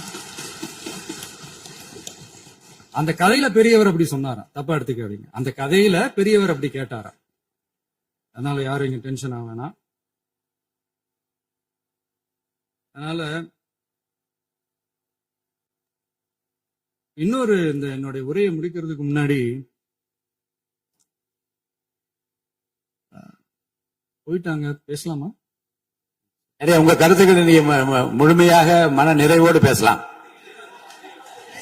டிவில பார்த்தேன். சரி, அதான் 5 நிமிஷம் பேசுனதுக்கே கொளத்தூரி இந்த ஆட்டம் ஆயிடுச்சு. பேசுனா அப்புறம் என்ன பண்றது? கடைசியா நான் இந்த உரையை முடிக்கிறதுக்கு முன்னாடி ஒரு முக்கியமான ஒரு விஷயம் பத்தி சொல்லணும். ஆளுநர் உரை அன்னைக்கு இந்த தமிழ் தாய் வாழ்த்துக்கு அப்புறம் தேசிய கீதம் பாடினது தப்பு, தேசிய கீதம் 2 முறை பாடினது தப்பு, அப்படி ஒரு நிகழ்வு இதுக்கு முன்னாடி இந்த சட்டசபையில நடந்ததே கிடையாது, அந்த மரபே மாத்திட்டீங்க, இப்படி ஒரு பெரிய ஒரு போர் மாதிரி எதிர்கட்சியை சார்ந்தவங்க எல்லாம் சொன்னாங்க இல்லையா? அந்த மாநில உரிமை போராளிகளை, அந்த மரபு காக்கிற உரிமை போராளிகளை ஒரே ஒரு கேள்விதான் கேட்கணும். 2021 ஆகஸ்ட் 2 ஞாபகம் இருக்கா? Centenary celebration of Tamil Nadu legislature. அந்த ஃபங்க்ஷன்ல நம்ம முன்னாள் முதலமைச்சர் கருணாநிதி அவர்களோட கலைஞர் அவர்களுடைய கலைஞர் அவர்களுடைய புகைப்படத்தை மாண்புமிகு குடியரசுத் தலைவர் திறந்து வைக்கிற ஒரு ஃபங்க்ஷன். அந்த ஃபங்க்ஷன்ல national anthem followed by Tamil தாய் வாழ்த்து அப்படின்னு அறிவிச்சது ஞாபகம் இருக்கா? அதாவது தேசிய கீதத்துக்கு அப்புறமா 2வது முறையா, நோட் திஸ் பாயிண்ட் மாண்புமிகு பேரவைத் தலைவர் அவர்களே, பிளீஸ் நோட் திஸ் பாயிண்ட். தேசிய கீதத்துக்கு அப்புறம் 2வது முறையாக தமிழ் தாய் வாழ்த்து பாடப்படும் அப்படின்னு சொன்னது ஞாபகம் இருக்கா? அதுவும் முத்தமிழ் அறிஞர் அப்படின்னு சொல்ற நம்ம கலைஞர் அவர்களுடைய அந்த புகைப்படம் வெளியிட்டு விழாவில் அவர் இருந்த இதே சபையில தமிழ 2வது இடத்துக்கு தள்ளினது யாருன்னு ஞாபகம் இருக்கா?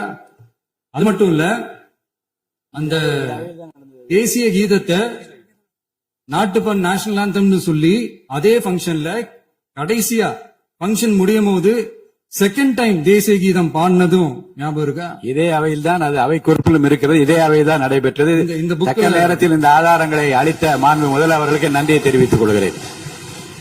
டவுட் இருந்தா இந்த புக்கை பார்த்து தெரிஞ்சுக்கலாம். அதனால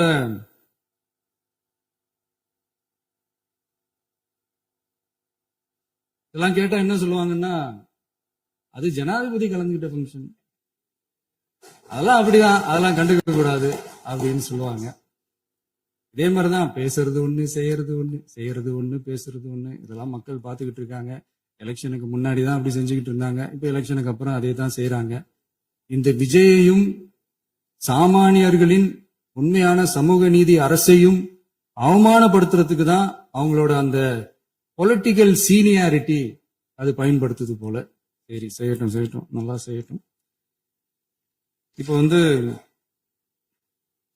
ஆனாலும் நம்மளுடைய மாநில உரிமை, மொழி உரிமை, உத்தம உத்தரர் போல வேஷம் போடுற எதிர்கட்சிக்கு ஒன்றை மட்டும் ஆணித்தரமாக சொல்றோம். உங்களை மாதிரி தமிழ்னு சொல்லிக்கிட்டு, மொழி, பண்பாடு, கலாச்சாரம்னு சொல்லிக்கிட்டு ரெட்டை வேஷம் போடுறவங்க நாங்க கிடையாது. உலகெங்கும் வாழும் என் தமிழ் சொந்தங்களுக்கு நம்முடைய உத்தரவாதம் தமிழ் தான் எங்க உயிர் நாடி அப்படின்றத மறக்க மாட்டோம். இப்பவும் சொல்றோம், மாநில உரிமையில எப்பவும் உறுதியா இருப்போம். அதே சமயத்துல அரசியல் வேற, ஒன்றிய மாநில அரசுகளுக்கு இடையே இருக்கிற நிர்வாக அணுகுமுறை வேற. இதுல நாங்க ரொம்ப தெளிவா இருக்கிறோம். அதனால எங்களுக்கு பாடம் எடுக்கிறதா நினைச்சுக்கிட்டு உங்க வேஷத்தை நீங்களே கொஞ்சம் கொஞ்சமா கலைச்சுக்கிட்டே வர்றீங்க, மறந்துடாதீங்க. அப்புறம் நேத்து எதிர்கட்சி தலைவர், மாண்புமிகு எதிர்கட்சி தலைவர் பேசும்போது நிறைய பேசினாங்க. அதுல ஒண்ணு மட்டும் அரசு சொல்றதா நினைச்சுக்கிட்டு நம்மள இன்டைரக்டா ஈவில் அப்படின்ற அந்த வார்த்தையை யூஸ் பண்ணாங்க. எனக்கு ஒண்ணுதான் சொல்லணும்னு தோணுது. ஈவில்ஸ்னு டெவில்ஸ் பேசக்கூடாது.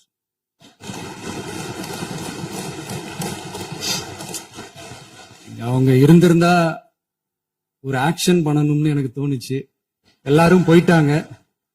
இல்ல, பர்மிஷன் பண்ணலாமா? இப்பவும் பண்ணலாம், ஒண்ணும் தப்பு இல்ல.